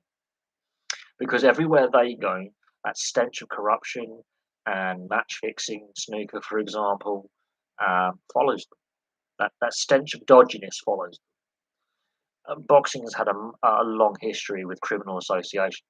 Ben's family, his dad, and if you watch Rise of a Foot Soldier, watch the fourth one and the third one. I think no, it's the fourth one where he knocks Matey Boy out, does his neck in, and they're trying to get to Marbella to sell. Yeah, watch one of the Rise of the Foot Soldier series. The relationship between Ben Senior, the father, and some of the Essex boys is in that film, and it is a known fact that two of the guys murdered in the Range Rover in Rettendon. It's a real story, by the way. Watch also Bonded by Blood and not the Sean Bean Essex boys, but Rise of a Foot Soldier and Bonded by Blood. Those films. There was a direct relationship between Tony Tucker. Yeah, between Tony Tucker and his bozos and Ben Senior, Black Death, um, and or the Black was it the Black Destroyer, Black Death? His nickname was the Destroyer, and they did the security at one of his title fights in 1994, 95. That's 6 months before they're murdered. They were involved in. They were his security team. They trained at the same gym. They lived in the same street. And there was another. The Dark Destroyer. That's the one. And the links between a boxer and high-profile gangsters who were murdered is there. We've seen it before. So the fact that another Ben, his son, is caught in controversy with his failed drugs test, and some people he associates with, and Eubank, Carlton Leach, that's the other one. I know someone who knows someone, so yeah, I know someone who knows someone. That's another thing. Weird. So if you watch the second one, there's a couple of people in that final scene in the film where they're in the VIP box having the meal. When the real Carlton Leach actually shakes hands with the actor playing him, there's a couple of blokes sat down that I know. Yeah, let's just put that out there. I know through other friends. It's weird. Small world. Such a vibe. Yeah, so I know gangsters basically via friends. So a friend of a friend. There you go. I don't know Cartney, but I've met people who do know him. It's weird. But yes, so I think it's just weird. But the Dark Destroyer Connor Ben's father, had associations with organised crime. Whether he was aware of their activities or heard rumours of activities, and it went, how much he knew about what they were doing outside of the boxing gym and outside of him training in Marbella. Just oh, my buddy's coming out training me. Yeah, spend time. Oh, you run your security firm can do my security at the fight. That kind of thing. Your friends, I'll scratch. Help you out. That kind of thing. He's admitted in interviews that he was aware they were a bit shady and a bit dodgy, but didn't ask questions. Now, I've got friends who are a bit shady and a bit dodgy. I don't ask questions either.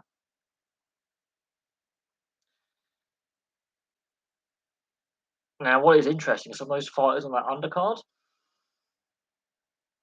Yeah, I know one of them. I've mentioned his name. It's Cash. I remember when he was a teenager. He was a scary fucker when he was a teenager. He's a bit younger than me. He's a scary fucker now. His family are scary fuckers. They're quite notorious, as I say. They are a traveller family. They're a gypsy family. They're originally from Jersey. They're quite a big family.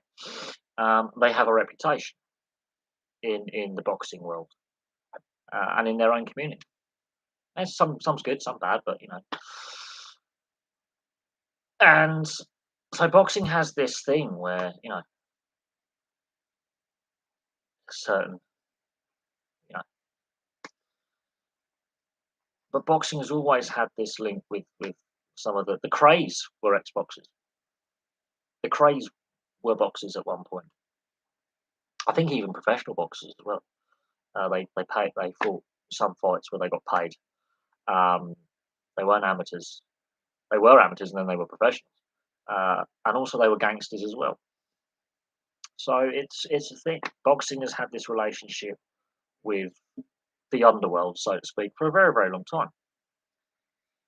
Don King in the US, there's been links with the organized criminals in the US. Some of the Mexican cartels and Central and South American cartels have, boxing is a way to hide their dirty assets.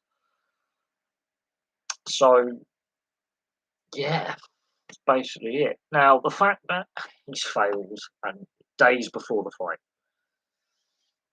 when that sample was taken, he has to the B sample. You can request a B sample, which is his right. He hasn't taken up that offer, which says to me he knew he was dodgy or he's been caught. They claim he's clean. They're saying we're shocked by this finding. We're not happy, but he's not forcing a B sample, demanding a B sample be tested, which says to me that in reality, banged to rights, got caught. But the hype that Hearn has put behind it, saying the fight's going to take place, It's not as if Ben's been banned, but there's a lot of suspicion surrounding, what did he fail on? Is it a TUE exemption that hasn't been filled in? That kind of thing. Um, but it does highlight a massive problem that boxing has. And yeah, in regard to some of the, well, how do you mean cover up in regards to what the son or the father? Because they're both Eubanks are controversial as well. But the Eubank Ben relationship is controversial. The two boxers themselves were controversial, the fathers and the sons. Um, but what is interesting to me is the Ben family, as in the father and the son, and their links with some of the, yeah, as I say, undesirables in the world. And the Eubanks, their controversy as well. But look, this fight has been hyped for so long that it is in regards to um, the what's happened now is a massive anticlimax. Now, look, there's a lot of apparentlys and allegedlys being thrown out there. The fact that no one decided to stay to give a press conference saying, look, even anyone on the card, boxers, promoters, agents, trainers, no one stayed. Fans were there. Fans have bought tickets for this for, tonight, right? Who were wanting to be refunded. It's going to cost Hearn a lot of money. He set up his TV at DAZN. It's going to cost them a lot of money. People are going to go, fuck it, I'm not going to pay my subscription for this crap. Someone somewhere is going to take this loss more personally than Hearn, more personally than Eubank, senior or junior. There's going to be someone in that, maybe the underworld or an investor or another boxer who's going to take it personally. There's going to be some fallout from this that's more than just a retest or Ben's career being on hold or whatever it may be. There's going to be consequences in a negative fashion because people have been betting on this fight for weeks. People have been, fans from all over the world have been interested in this fight because the feud between, the feud, they actually are friends outside the ring. Eubank Senior and Ben Senior, they are friends outside the ring. But the build up that we've had for a long time, um, the there's a lot of apparentlys out there now. If Hearn was fully aware about this failed test, yet still kept promoting this fight right up till the last minute, it shows how dodgy Eddie Hearn is. I'm not a fan of the Hearns. I've made that very, very clear many times. I mean, I've had offers from um, other YouTubers and sports journalists to do a sit down, do interviews and podcasts with them. And some of them I've actually had to turn down because of my views on TV rights, media rights, pay per view sport, subscription sport, and part of that is Eddie Hearn, right? With some of his antics. If someone like Eddie Hearn has been aware of, you know, um, the failed test, if that's an apparent thing, now this is all alleged because I haven't heard that myself, but what I do find interesting is that Eddie Hearn publicly said, "Oh, the fight's going to go ahead. We're going to get this fight done at some point. We'll clear up all this mess." Privately, obviously, he may have been aware. Now, someone within the Ben camp has probably leaked the fact there's a suspicious test result to the press because the press have gone mad for it, right?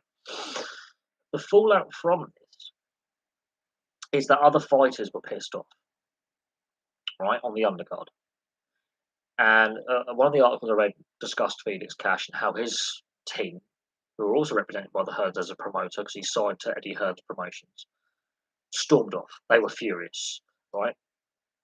They didn't want to talk, but they're angry. They stormed out the hotel. They grabbed their suitcases and fucked off. They were fuming. right? And he's a local boxer, local to where I live. He trains locally, and he's quite well. His family quite well known in the local area. The fact that the big main undercard, so the second biggest fight on the card, both fighters stormed off. One of them is represented by Eddie Hearn. Out the door he goes. The fact that no one, not a single person on any side of this, has stated to here's a press conference, this is the situation, actually sat down. No boxer, no trainer, no agent. No one has said, right, I'm. This is my view on it. I'm breaking my silence. I think, and has actually said anything. Apologize. No one's apologised to the fucking fans. That's what gets me. If there is, let's say, we see these post and pre-match press conferences for team sports, boxing, tennis. When a player withdraws because of injury, they give a press conference. Right? When we have like someone pulling out of an MMA or a boxing fight, we normally get a press conference. I haven't made the weight. There's been a fitness concern, health issue. There's a press statement released by that individual. Now, on the night that this all kicks off, so Wednesday, no one. They all fuck off out the hotel, out the way in. They all bugger off. The media is there. Fans have turned up. Eddie Hearn says nothing. Apart from, in passing, it's still taking place. I think it sums up problems that boxing has. And I'll get back to it. Have I ever thought about starting a Patreon? Yes and no. I'm not really. I thought about it a few years back. I'm not really overly sold on it. I can't devote enough time to the Patreon. So there is that. It's a time thing. If the channel gets big enough, maybe it's a possibility. Um, Again, it's to do with a work-life balance. If, as I say, if this channel was to make an income where not only will it pay for itself, but actually leave me with money in my pocket, basically earn me more money than I'm earning now with my regular job, and I actually could sustain myself with the money that this channel would make. So pay all my bills, pay my overdraft with the bank if I was still in it. If this could earn me more money than I'm earning at my current employment, um, and just pay my rent, council tax, and my rates, if you would think tax rates, um, my outgoings, buy my shopping, keep a roof over my head, plus make money in my pocket at the end of each month, more than I have right now, then that's something. What about doing a sports quiz? I would have to do that via polls on the channel. So um, the regular channel polls that I do, um, it's something I could do to test viewers' knowledge of certain things, and that could be quite interesting. Like who scored the winning drop goal? What was the final score in this match? Famously in final or whatever match it was. Who scored the X goal in a 5-1, whatever. Um, so there is that. Uh, what's going on in Eddie Hearn? What is Eddie? What? Okay, that question. I'm assuming what's going on with Eddie Hearn, or what's Eddie Hearn going to do?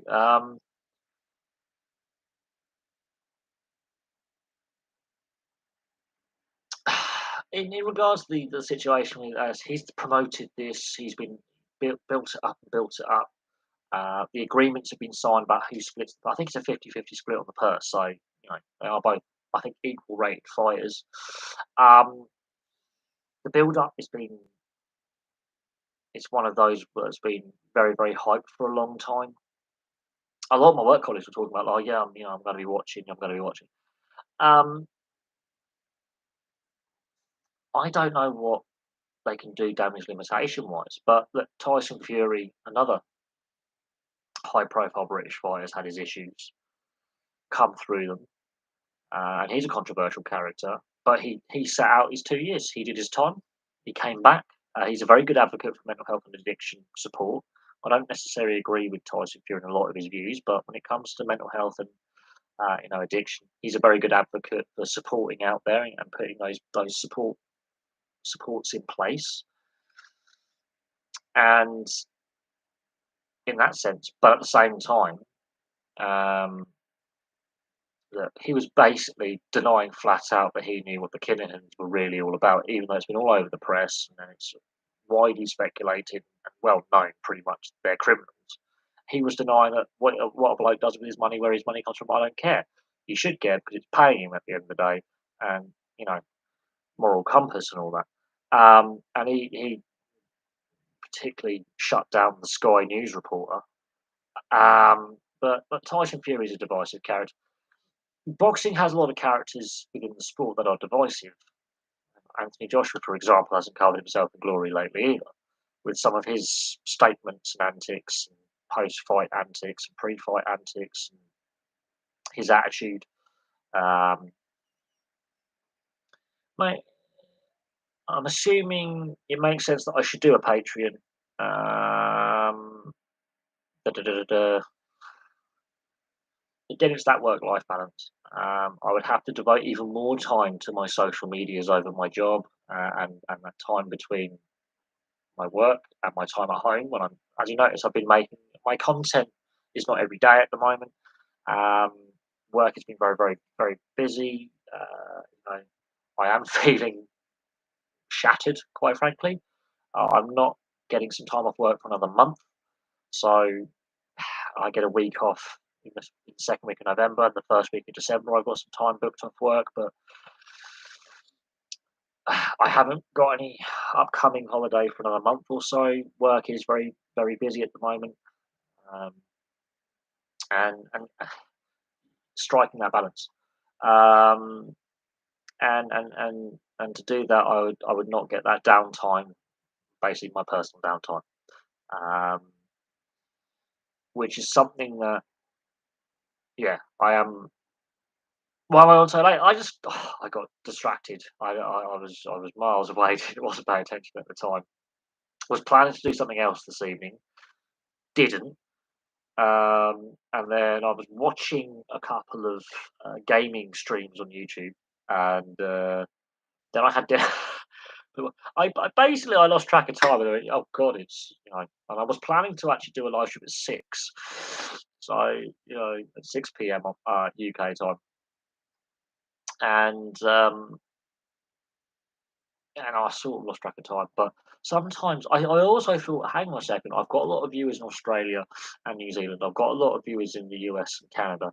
Um, Sometimes some of my, I'm going to say colonial viewers, so uh, other parts of the world miss out on a lot of content because of where they live, and I've noticed that actually at this time of night, viewership's pretty decent when I post videos. When I actually look at the data of when people are actually viewing content, um, anytime after 6 p.m. is actually golden. And to be fair,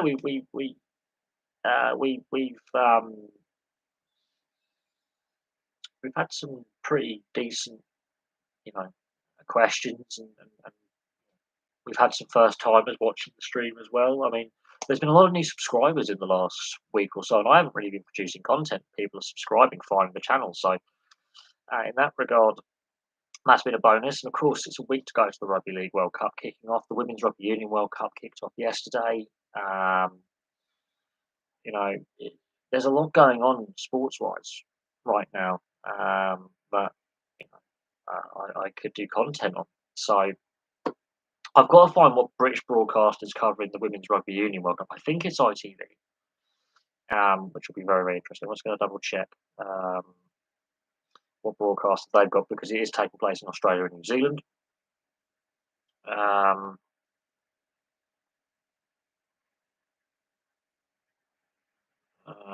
Women's Rugby on TV. Let me just try and find the. Um,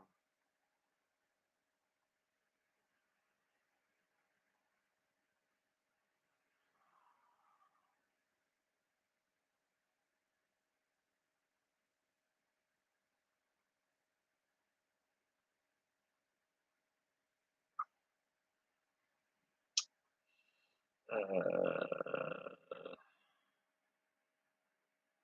Just trying to find the. Uh,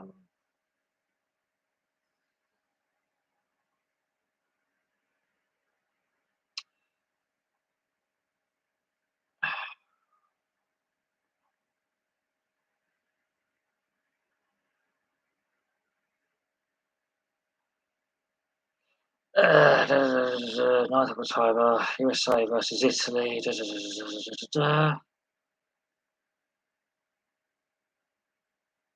have a look.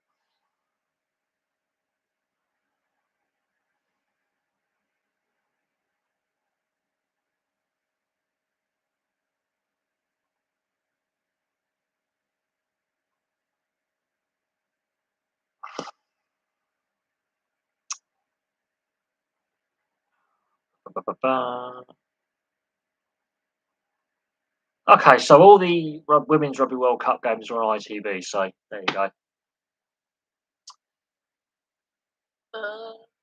So the Women's World Cup, I can actually watch as many games the USA are playing, and all the games take place on weekends as well. So I actually should be able to cover the Women's Rugby Union World Cup, Rugby League World Cup, men's and women's.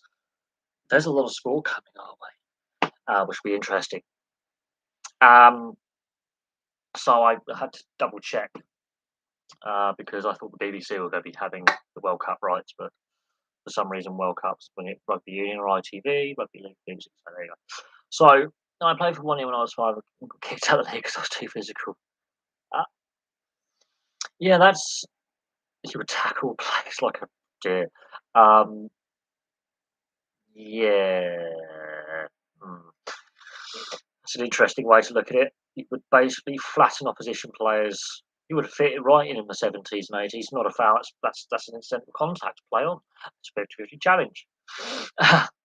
You picked up the sport 20 years too late. It's a good way to look at it. So Women's Rugby Union, the World Cup, the matches are on ITV, so I can cover that and do content for the channel, which is fantastic. And Women's Rugby Union videos done very well on the channel, so I can cover the Women's Rugby Union World Cup, which is really good. And the USA are playing Italy, and that's a pretty even contest. £230 in kilos or stone. 200. I'm going to do the conversion now. Uh, Too physical. I like the sound of that. Come to Europe and be a centre back. No, too physical. Come to Europe and be a rugby player. 230 pounds in stone is 16.5 stone, basically. There you go. You're 6 stone heavier than me, so you are a big bloke. So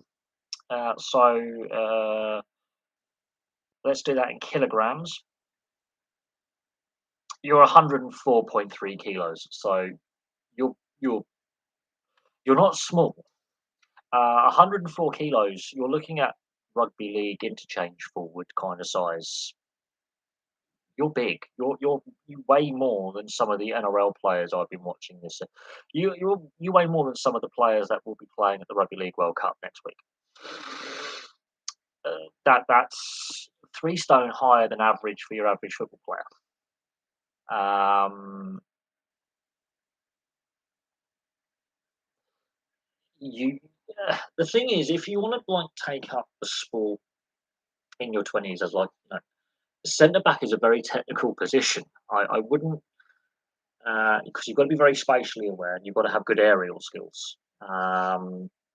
Defensive positions, yeesh, you're probably better off picking up one of the either rugby league or rugby union and learning how to play those type of games. You'll be perfect as a rugby league interchange forward, where literally your job is to run at people with the ball, get tackled, play the ball, get ready for the next. Um, no, you're probably better served playing rugby union or rugby league.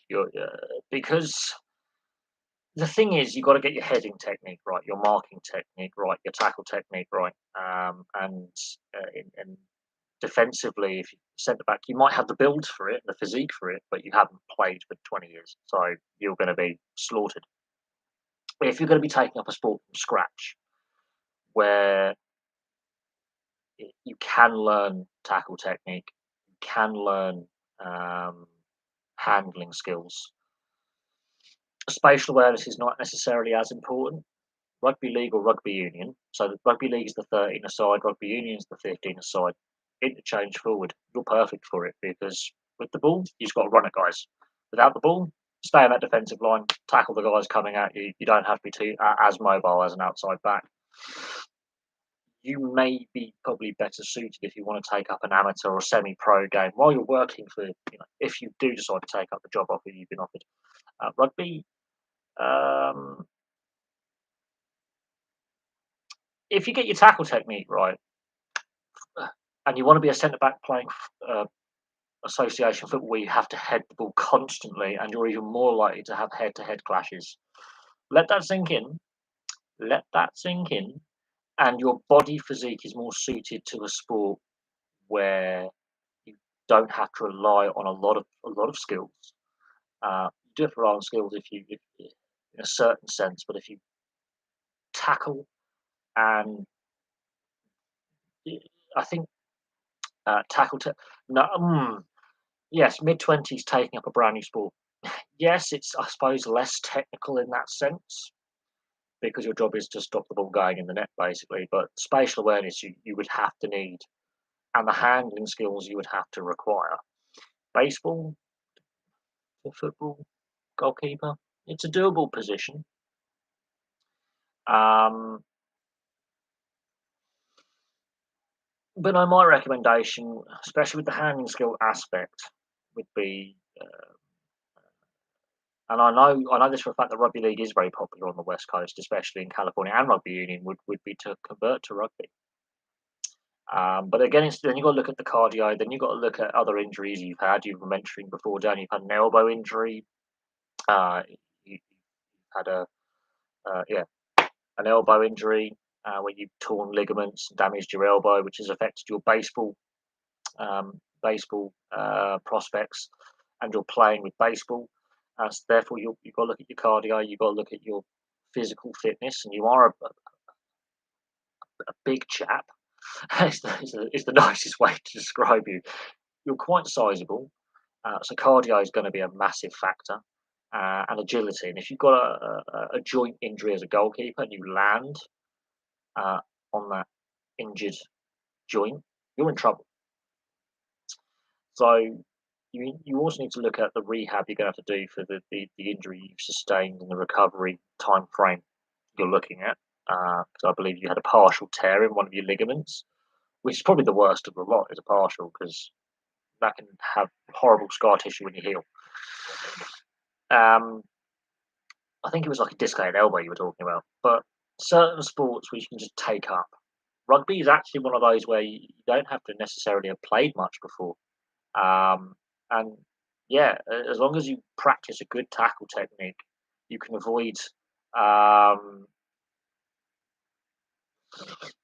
that head contact. But I would not suggest football is an interesting one because if I suppose you can find in the Sacramento area, I don't know if you're going to take up the job or not because you might find something in the upstate New York area where you currently are. If you can find that amateur local grassroots team to try out for, go for it.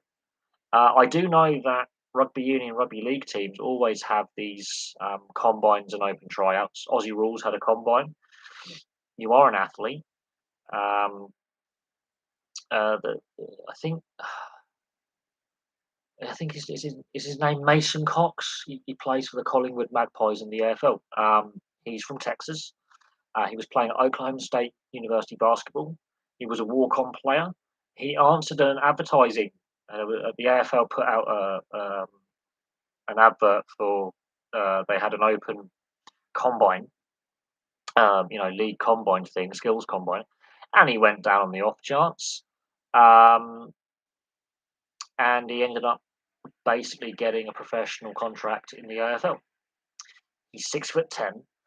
He's the tallest player to ever play in the AFL. I think, he's not the first American, but he's the most successful American to ever play in the AFL. So major leagues that are not traditionally American have had these tryouts. They have had scouts out at these combines and league events where they will go over and basically sort of like a World Fair type thing where they go out I know for a fact that the NRL want to take games to the US. And they are planning to take a regular season game to the US from next season. They want to get Russell Crowe's team that he's a part owner of, the South Sydney Rabbitohs team, to play a game. The Sydney Roosters have signed up to play a game. Now, the Rabbitohs have pulled out. They want to play in 2024. The NRL is still committed to having regular season games in the US, much like, the NFL has the London or the international series now because they play games in Munich and Mexico. The NHL with what they've done with Nashville and San Jose over the last couple of days. Um, the NBA going to London, now going to Paris. Major League Baseball now with their London series. The NRL wants to get on that, build the product over in North America. They had some successful growth in the last couple of years with overseas viewership following the resumption of play during COVID. There was interest peaked there while all the major leagues were shut down. So they're coming over to look at the North American market. There is a semi-pro rugby league is played at a reasonable level on the East Coast. Rugby union and league are played at amateur and professional level. I mean, look, you've got Major League Rugby. They've done tryouts for athletes to play the game. And they've tried to target American football players, but they're also looking at other, big, um,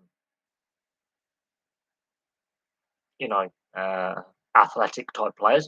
But I think the reason why you've had a bad experience with American football is tackle technique in American football is shocking.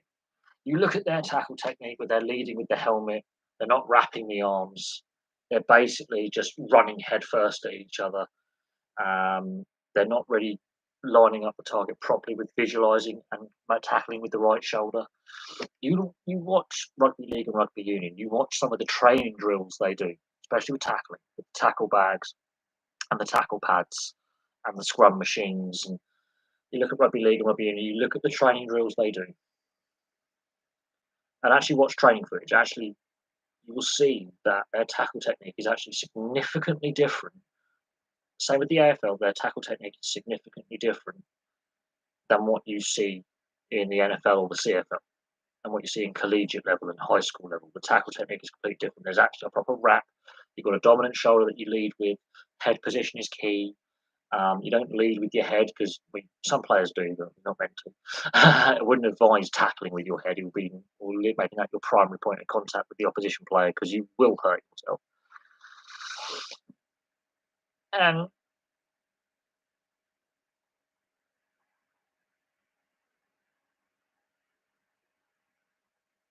okay, so you've actually been hit in the face. That hurts. Um, that really hurts. Okay, maybe just watch the sport than play it. Just putting it out there. Look, I've had you know, um, I've been hit with a cricket ball. I've done boxing and kickboxing sparring, so I've had many blows to the head. Um, I I played rugby. I've been knocked out. When you're in your teens and your 20s, you don't think too much of it, really. Um,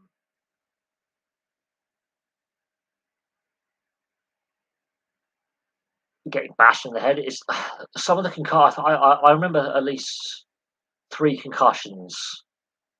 With I think no, four concussions maybe. I know I was concussed twice in the same game, but there was once at school where I was really I was fucked basically, and There was another one. I've had at least 4 concussions that I know of playing rugby.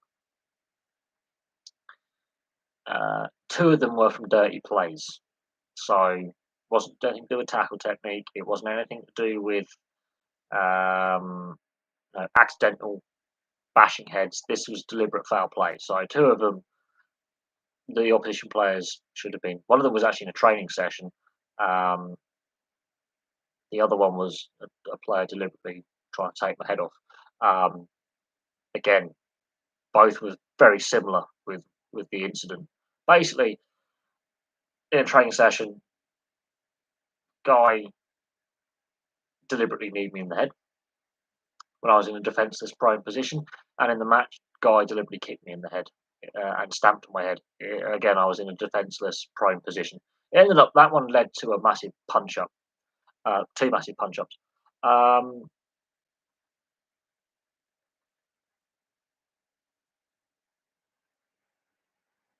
wow! So you had a third overall pick playing in that. Okay, Danny Hobbs baseball. I'm gonna type in Danny Hobbs baseball injury because from the sounds of it, your eye would have been out here. And I've had a broken orbital bone, um, more than uh,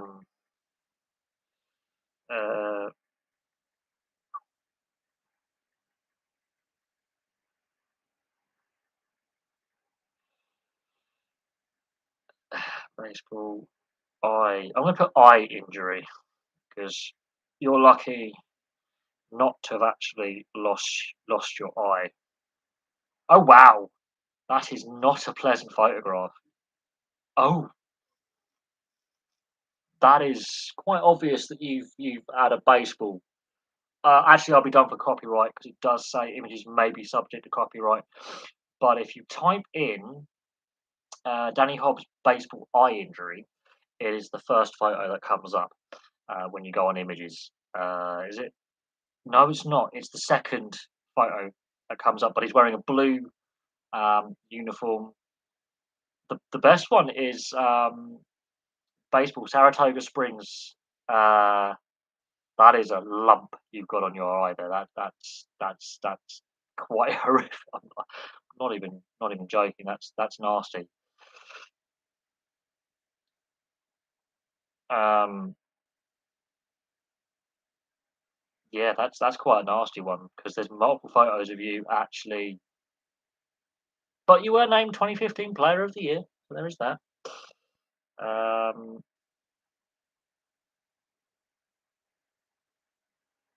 but no, the photograph of your eye afterwards, that is initially that's not great, and then you see that eye. That's an eye injury. Not gonna not gonna lie, that's quite a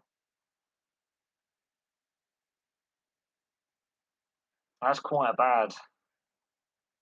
Um, you can still see in your um, uh,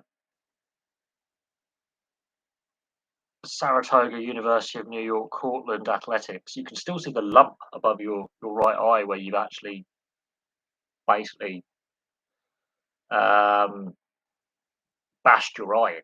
You can see in your university collegiate Cortland Athletics mugshot. You can still see the lump. So you definitely had a quite a quite a tasty one. The fact that you were kept in the game is what is shocking to me. But again, 2015. When I was playing rugby back in 2010, 2011, I had 2 concussions in the same game, was kept in till half time. I could barely stand up after the second one. I basically had to hold on for about what felt like ages, was probably in reality 5 or 10 minutes. I couldn't even stand up straight. Um, I was in trouble, um, real trouble. No, heading the ball is not part of baseball. That's why you have a big mitt to catch it with. I wouldn't say that's part of baseball, and that's why the batters wear helmets. Sort of like cricket. Getting hit in the head is not a pleasant experience. I've been hit in the head playing cricket. That is not pleasant. But I was batting. I was wearing a helmet. Uh,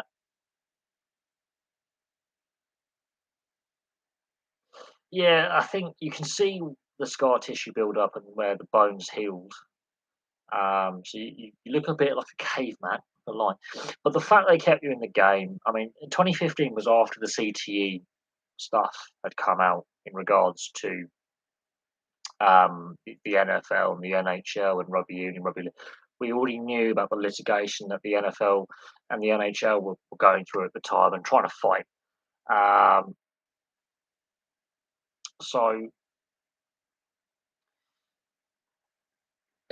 the I'm surprised that they kept you in the game, but so much has moved forward in the last 7 years, 8 years, that in what we know, what knowledge we know, the debate we're having, protocols that have been put in place. I mean, there was that cricketer who died after getting hit in the head during a domestic Australian Sheffield Shield match. Um, and the helmet designs have changed somewhat since then. Um, Baseball and cricket, you rarely get a bowler or a pitcher or a batter or a fielder getting hit in the head at that kind of force. It happens. That's why certain positions in cricket, when you're fielding, you wear a helmet. Even now in cricket, when you're facing spin bowling, you've got to wear a helmet. Um,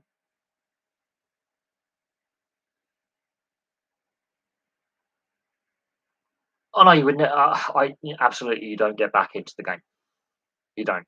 Um, the thing is, it's not even professional. It's high school. It's not even minor league. This is this what we're discussing here. It's you're not even collegiate or minor league level. This is high school. Um, the fact you're prone on the ground for a lengthy period of time, if that was like rugby league, that's a grade one. You're not coming back to the game. You're going for the head assessment, whether you're concussed or not, and the likelihood is you are. You're not coming back in the game. I think it. Who was the Columbus Blue Jackets player who got the puck in the eye, broke his eye socket, went off, got stitching underneath, a bit of Vaseline. His eye socket comes back and scores the winning goal in the game in the playoffs. His eye was like out here. He then missed the following game. Turned out he had a broken orbital bone. Um, Played the rest of the playoffs. I think he was playing against Tampa Bay a few years ago. Played the rest of the playoffs. Missed a few games. Turned out he was playing through again a broken orbital bone. I think it was down here at the lower level on the top of the cheek. Um, he returned to play. Hockey players are a different breed, though. They're just Robins. Sam Burgess in the grand final. James Graham, England teammate, opposition captain, head clash, first tackle of the game, breaks his cheekbone. And I've obviously listened to interviews given and watched the interviews given, listened to podcast. Sam Burgess knew, he could feel the cheekbone doing this, going up and down. You can actually physically see the cheekbone moving when he's talking, when he's running with the ball. He played the entire match with a broken cheekbone. Could have lost sight in his left eye. He's praised as a hero. He wins the game. He's a key player in that grand final. Um, Now,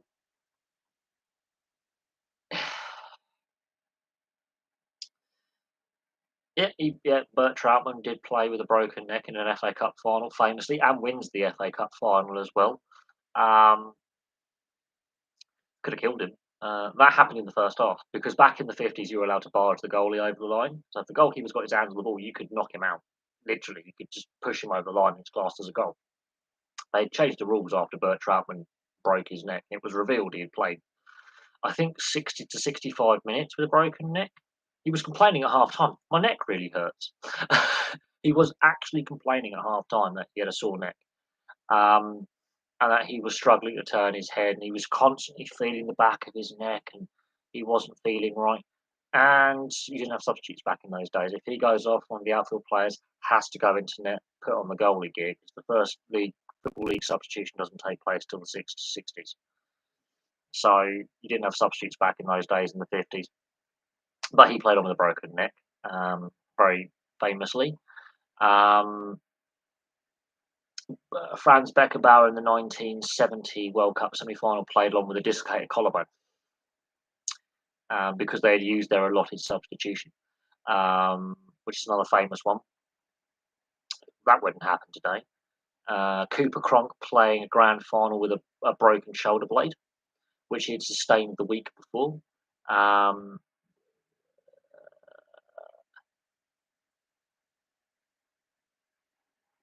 but so that's another problem. You pass the concussion test because you deliberately set such a low bar for your concussion test protocols, the questions they ask you, you're going to pass. And that's another fault with the system. They give each player will go, right, here's your personal information. So, for example, when you do your online banking or you set up your phone contract and you want to change your details, they ask you your personal questions. So, what's your mother's maiden name, for example? Special, phrase or word or year or whatever it may be. And you can set some really dumb ones. So they could go, what's your personal word? What's your keyword? And what's your backup? So you go blue and green. Like your favourite colour, your pet dog, Fido. Blue and Fido. Fido had a blue collar. Something simple as that, rather than what day of the week is it? Who was the? I'm gonna go for a random one and go. Who was the fourth president of the US? Because I don't know that. I do, but I can't remember it. But I think it's Jackson. I think it's the fourth US president. Probably wrong. Or Adams. Can't remember. Something like that. He's like, can you name William the Conqueror's other, son that wasn't made King of England? There you go. Done a video on that, so I should know, and I do know, but I'm not going to tell you. Or two sons. There you go. Who weren't kings of England. Like, how many Yorkist kings of England were there? You see, these are hard questions. Now, I'm going to do these on obviously the History Channel. Look at the House of York, the House of Lancaster, other kings and queens of England and stuff.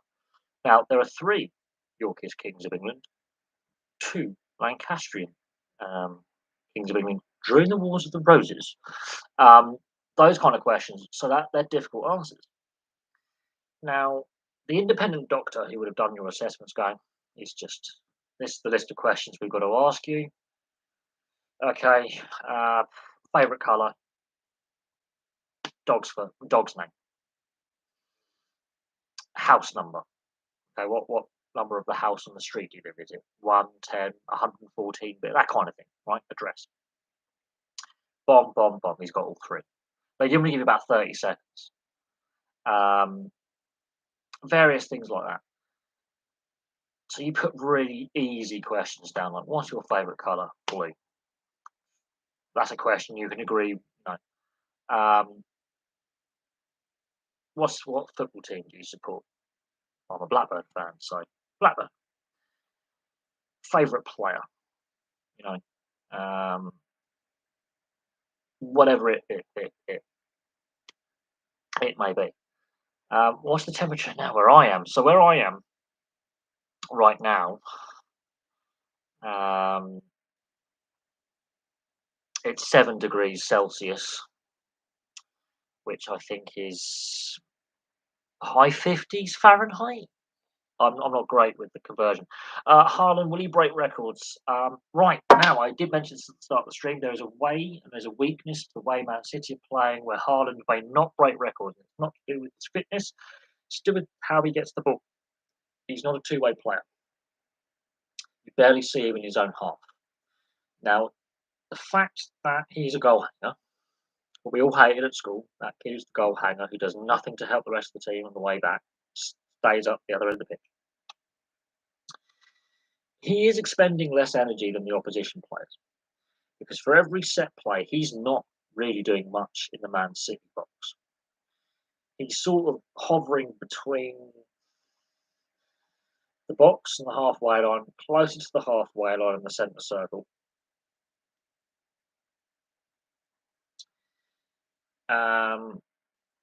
And so in reality, He's not expending the same amount of energy getting back and going the whole length of the pitch. He's rarely in his own box. He's rarely in his own half defending. The opposition players are going up for set plays. They're going up corners, free kicks, etc. Maybe one of the defenders is the penalty taker. Wing backs are running like, let's say, a Kieran Trippier or a Trent Alexander-Arnold, for example, or one of those wide right or left back, wing back type players. They're doing a lot of running. So he's not as knackered. So when he does get the ball and does his run or his movement, he's faster. Now, a lot of his goals have come from De Bruyne creating them. You shut De Bruyne down, suddenly you cut off 70% of his supply of goals. Cut off. If De Bruyne gets injured at the World Cup, that could have an impact on Haaland making a record. It's like Hull and Oates in the NHL. One, Oates supplies the pass for Bob. For Hull, whack him in. 50 and 50. Oates to Hull. Hull and Oates. Combo. It's like McDavid and Drysdale for the Oilers right now.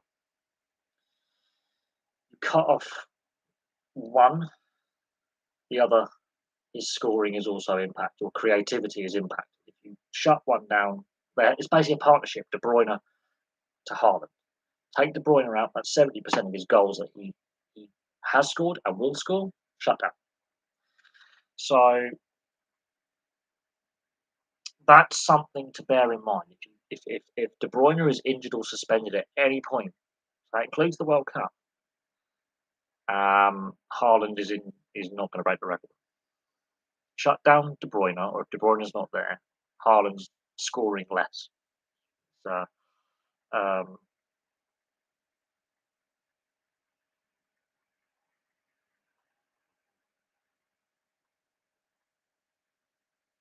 English top flight.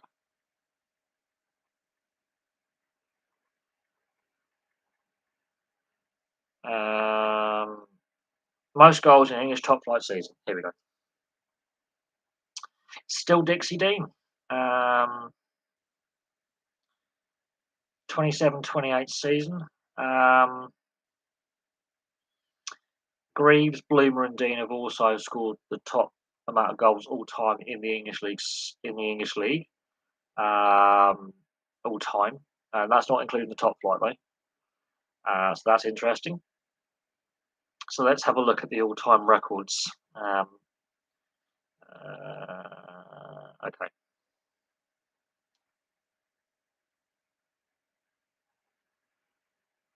There's 125 seasons I've got to go through. Jesus Christ. Right, let's have a look at. Instead of doing it in date order, let's do it.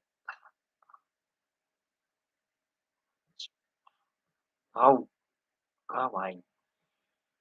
Right, let's have a look at the statistics in stat order, and then I'll answer any more questions. Could Man City dominate the league at Bayern? Maybe. I've still got to go through 124 seasons. That's ridiculous. So, expand. Oh my god. Right, so we know Dixie Dean, Everton. Well, this is interesting. So the season before Dixie Dean gets his record, the top goal scorer scored 37. The season after, the top goal scorer scored 43.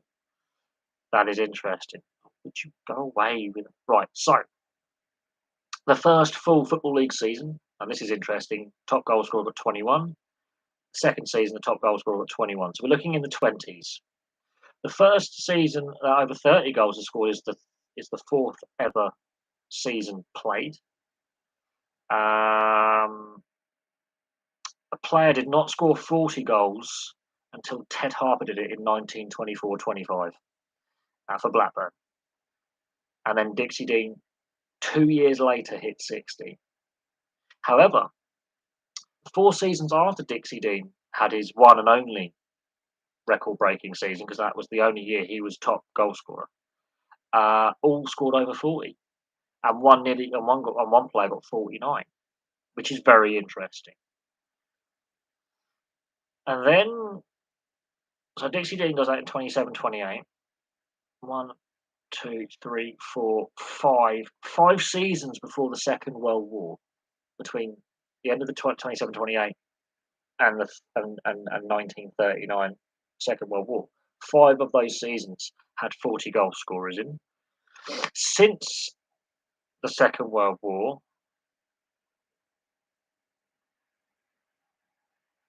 and including the Premier League era, which is important,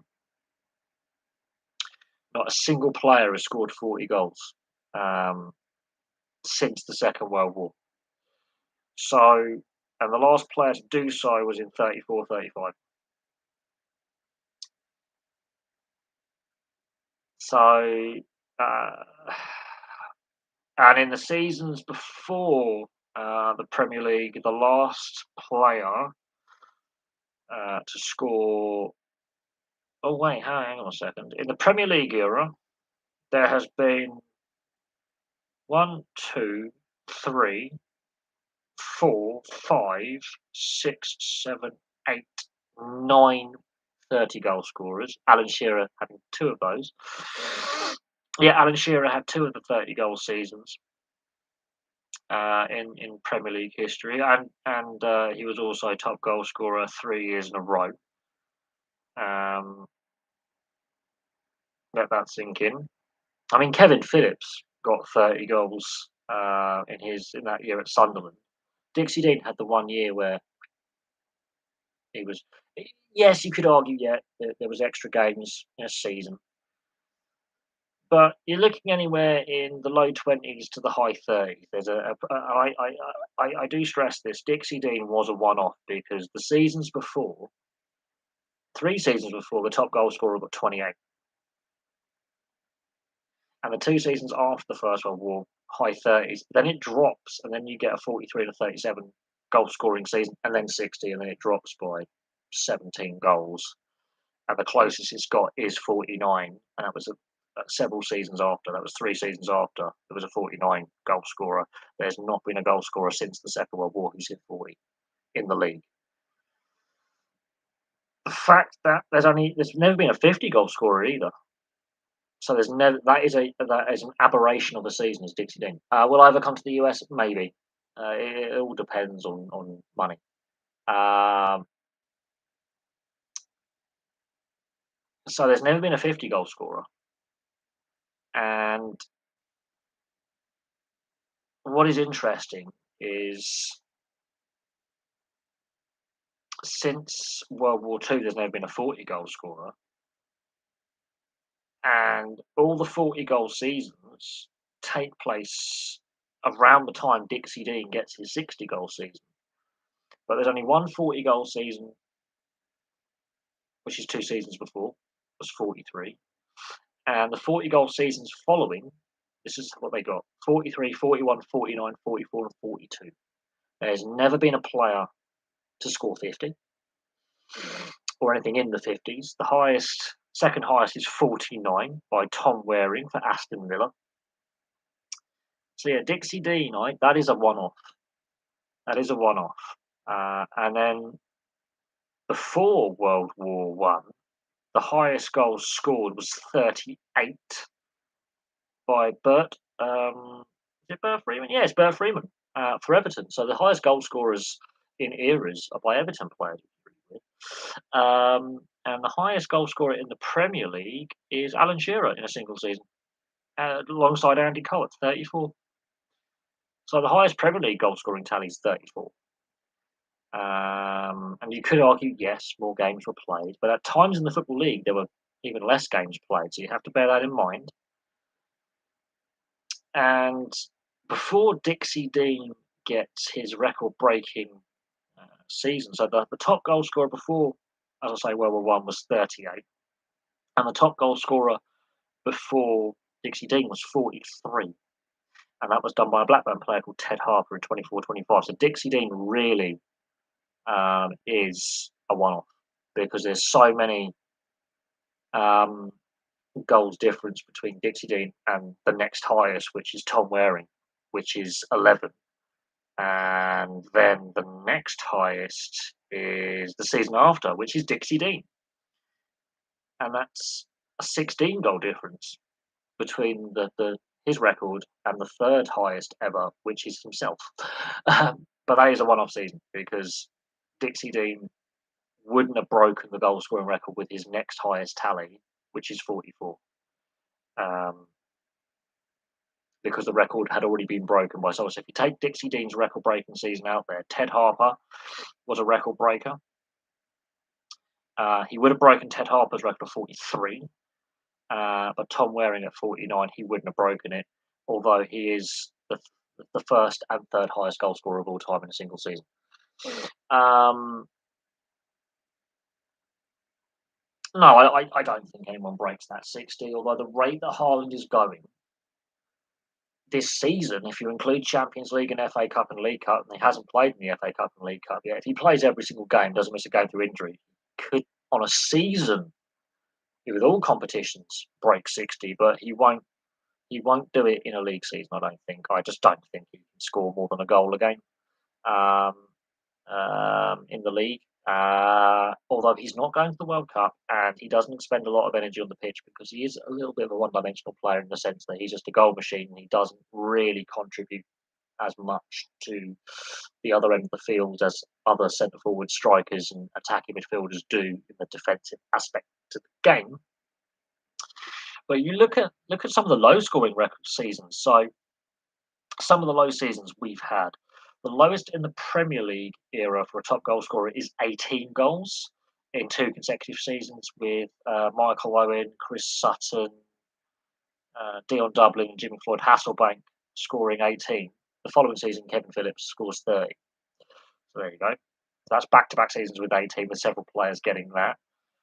The lowest season in the Football League since the Second World War, the top goal scorer got to 21 goals in consecutive seasons, and that was Mick Channon for Southampton and Malcolm McDonald in the early 70s with 21 goals. Before the Second World War, the lowest tally was, I think, 28. And again, when you have these low tallies, they're back-to-back seasons. So 28. This is not long before Dixie Dean. So 28 with Wilf Chadwick, who was a Dixie Dean teammate, and Frank Roberts for Man City. Both got 28 goals in back-to-back seasons. Within 3 years of Frank Roberts getting 28, Dixie Dean gets 60. So that's just how out of line it was because average scoring was between the high 20s and high 30s. Suddenly it balloons to 60. But there does seem to be a rise in goal scoring averages for a few years. And then Dixie Dean gets his second 40 goals, where it gets a 40 goal season, scoring 44, and then goal scoring drops down slowly. So there was a period in the 20s and 30s where goal scoring balloons through the roof. Before the First World War, the lowest tally in the league season was 18. And there was a lot less games played. So whoever scored that 18 was Jimmy Settle for Everton in 1900-1901 scored 18. Now, I do believe there was a hell of a lot less games played before World War One because the size of the league at the time, a lot less games played. So his goals per game average is probably higher than Dixie Dean's record-breaking season in that sense, if you're going by pure stats. But Dixie Dean's record, I don't think gets broken for a league season. But it's very interesting. Very, very interesting. Very interesting. Other all-time records. The highest ever tally in a single season was Dixie Dean. Greaves, Bloomerdine are also the 3 top goal scorers of all time in the English league, so that includes Division 2, Division 3, Division 4. Jimmy Greaves, in league play alone, scored 357. Bloomer scored 314, and Dixie Dean scored 310. So pretty solid there. Players from Tottenham have been named top scorer of them more than players from any other club, appearing 13 times as top scorer. 18 different nationalities are represented here. 16 times with the top goal scorer in the first division was a Scottish-born player, and a much wider variety of nationalities have represented in recent years, including the 2018 season where it was shared between 3 players from 3 African nations. Let that sink in. What else we got? He's got 38 games to break the record. It's doable, but I can't see him keeping up that scoring rate, and he has been known to be injury prone in his career up to this point. However, he has scored more goals than Messi and Ronaldo at the same age. However, Messi and Ronaldo were playing in tougher divisions at the same age. So, bearing in mind he has played, he started out in the Norwegian division, not as high quality opposition, but he's still developing. And, you can only, the goal scorer or the team can only do what they're capable of doing. Is Gary Neville a hypocrite? Depends on what subject, but I tune out with modern football pundits. Bring back Alan Hansen any day of the week. I'd rather have an Alan Hansen dissecting a game over anyone right now. Maybe Jermaine Genius, because he is actually pretty matter of factual, whilst not overly engaging. Alan Hansen, there was a flow to what he was saying. Jermaine Genius is a little bit more robotic in his analytics, but he's got a footballing brain. Alan Hansen with Jermaine Genius would be a perfect analytical lineup because they know the game. Most unbreakable soccer record. I think I don't think Greavy's record is unbreakable. I know Shearer is the top Premier League goal scorer of all time. I think that record will go. Haaland is definitely going to break the overseas English record for the overseas players goal scoring. That record's going to go. Appearance record maybe, and there is an appearance record that I have covered in this channel for the English League. For most consecutive appearances, so Ironman streaks, and all-time appearance record. I think they stand. And most consecutive games played without missing a minute. I think they stand. And just because it's the modern game, and the 5 substitute rule right now, it's more likely that players get rested. Most entertaining player I've watched. Ooh, ooh. It depends in what sense. Entertaining because they had personality, entertaining because they had skill, entertaining because they were hardworking, or they scored fantastic goals. That's an interesting one. Ronaldinho was entertaining, but Gattuso was entertaining because and De Rossi were entertaining because they were passionate and fiery and in your face. Um, Batistuta was entertaining because when he scored goals, he made sure he could hit 30 yards or 3 yard tap-ins. And Cantona's just oozed it.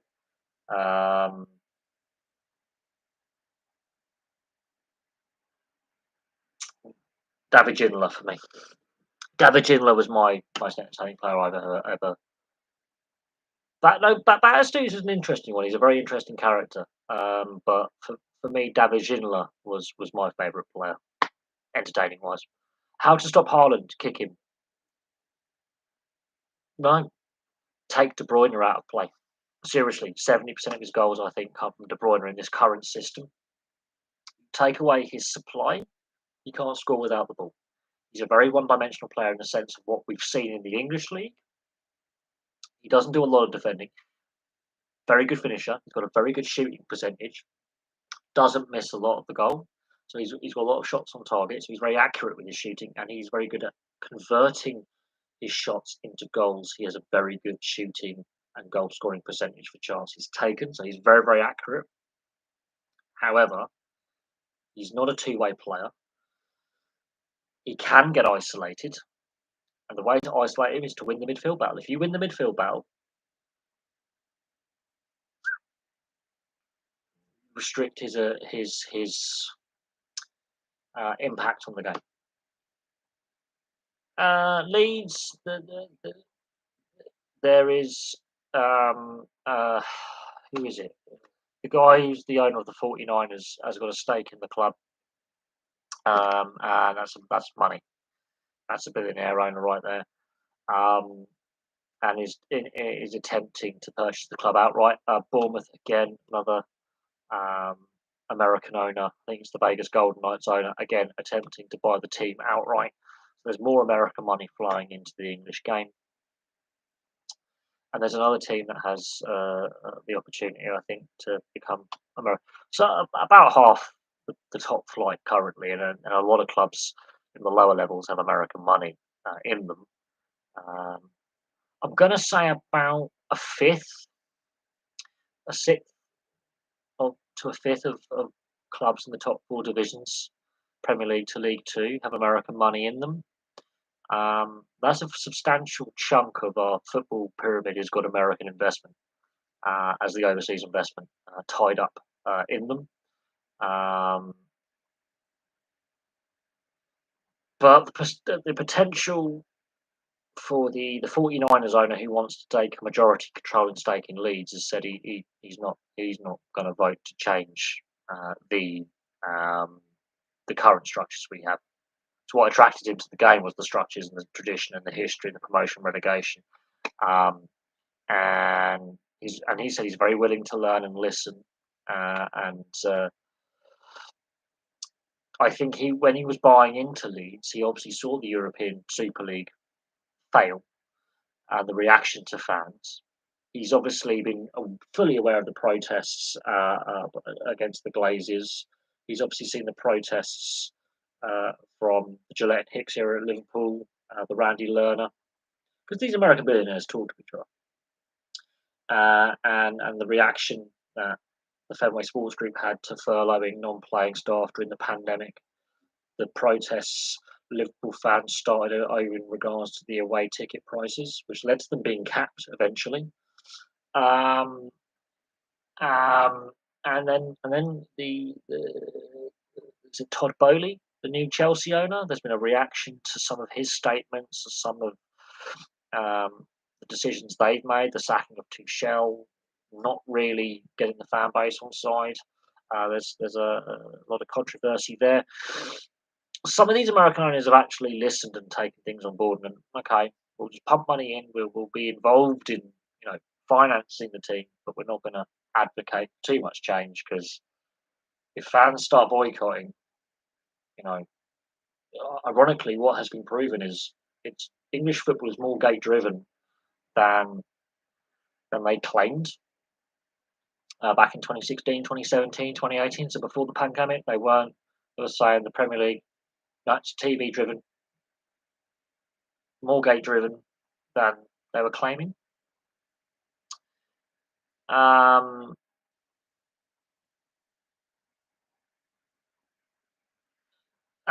look, they can try and vote for change, but fans will vote with their feet. And a lot of fans have been very vocal about the American money for a very long time. And and people will say, but the Fenway Sports Group, they've won trophies. The Glazers, they've won trophies, right? Whilst owning Liverpool, Man United, American money with Swansea, they won the League Cup. You could argue, yeah, some of these American back clubs have won trophies, and that's fine. You can argue that. However,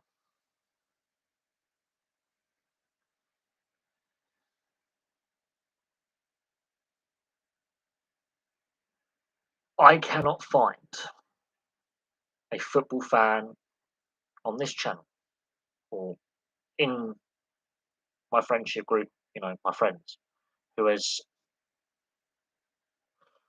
What I'm going to say is this: the Fenway Sports Group is the least hated or the least disliked of the American ownership in English football. They have made a lot of mistakes whilst running Liverpool, but they've made less mistakes than some of the other American owners in the game. And let that sink in. They're the least hated of the North American owners. The least hated.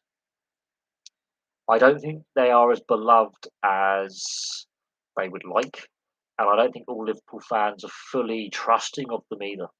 And the reaction that fans had when they were furloughing non-playing staff, the European Super League, the leaked plans to shrink the Premier League to 18 teams, alongside the Glazers, that was an American-led idea. And then 6 months later, the European Super League, again, huge driving force with the American owners within the game at Arsenal, Liverpool, Man United. Really trying to force the issue in regards to this European Super League. Half the English clubs that signed up to that have American money tied up in them.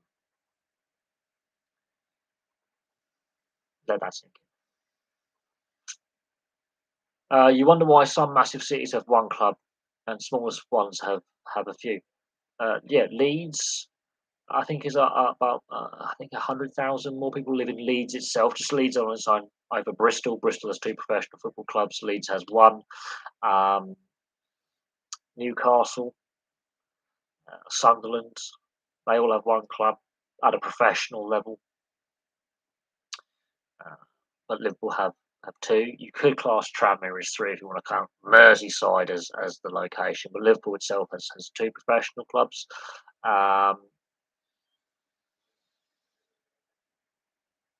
Manchester itself has more than two. London's got multiples. But then you've got places like Southampton, Plymouth, Portsmouth, all got one. Brighton's got one. And then it's an interesting one.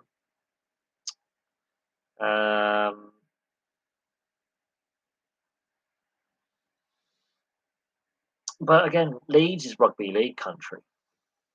You look at the foundation date for Leeds, Bradford, Huddersfield, rugby league country. And then you look at the foundation dates across the Pennines in Lancashire. You're in you're in football and rugby union kind of territory, and that's kind of striking. Same with the Midlands. A lot of like Birmingham, the clubs around Birmingham in the West Midlands. The foundation dates, and yes, Bradford Park Avenue. Yeah, okay, they're not as high ranking as they were, but again, they're not on the same level as in the pyramid. But yeah, Bradford ironically has more professional sports teams historically and right now over Leeds.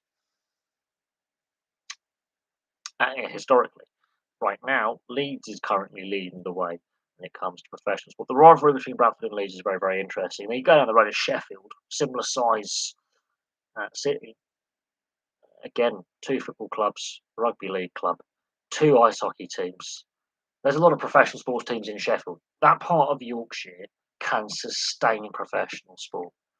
And I will look at Bradford Park Avenue and I will look at their ups and downs and where they currently are in the league pyramid, and why they're not a football league club and everything that goes with that. That's a very interesting story in itself, and we can look at that. So yes. Anyway, it is 2:20 UK time. It is really early in the morning. I'm going to call it a stream. Thank you very much, obviously, for all the questions. They were once, yes, but bigger than Bradford City. They're also older than Bradford City as well, but they go back a lot earlier, I believe. And maybe tomorrow. I don't know, quite honestly. Work's going to be quite busy next week, and of course we've got the build up to the Rugby League World Cup. I will be trying to watch Women's Rugby Union World Cup if I can. I'll be trying to watch some of the games and actually do match reviews and get some of that posted, because the women's rugby videos do quite well. They actually do better than the men's in some cases. They actually outperform the men's videos that I do in regards to rugby union and even rugby league as well. So I'll be trying to catch as much of the women's rugby union and rugby league tournaments as I can. I think their kickoff times are slightly earlier as well, so I think there could be a kickoff for USA Italy in the group stages of the World Cup today, actually quite soon. So I'm going to see if that's on give that a watch, and do the match review. And yeah, so for me, for now, it's goodbye, and I'll have some more content for you very, very soon.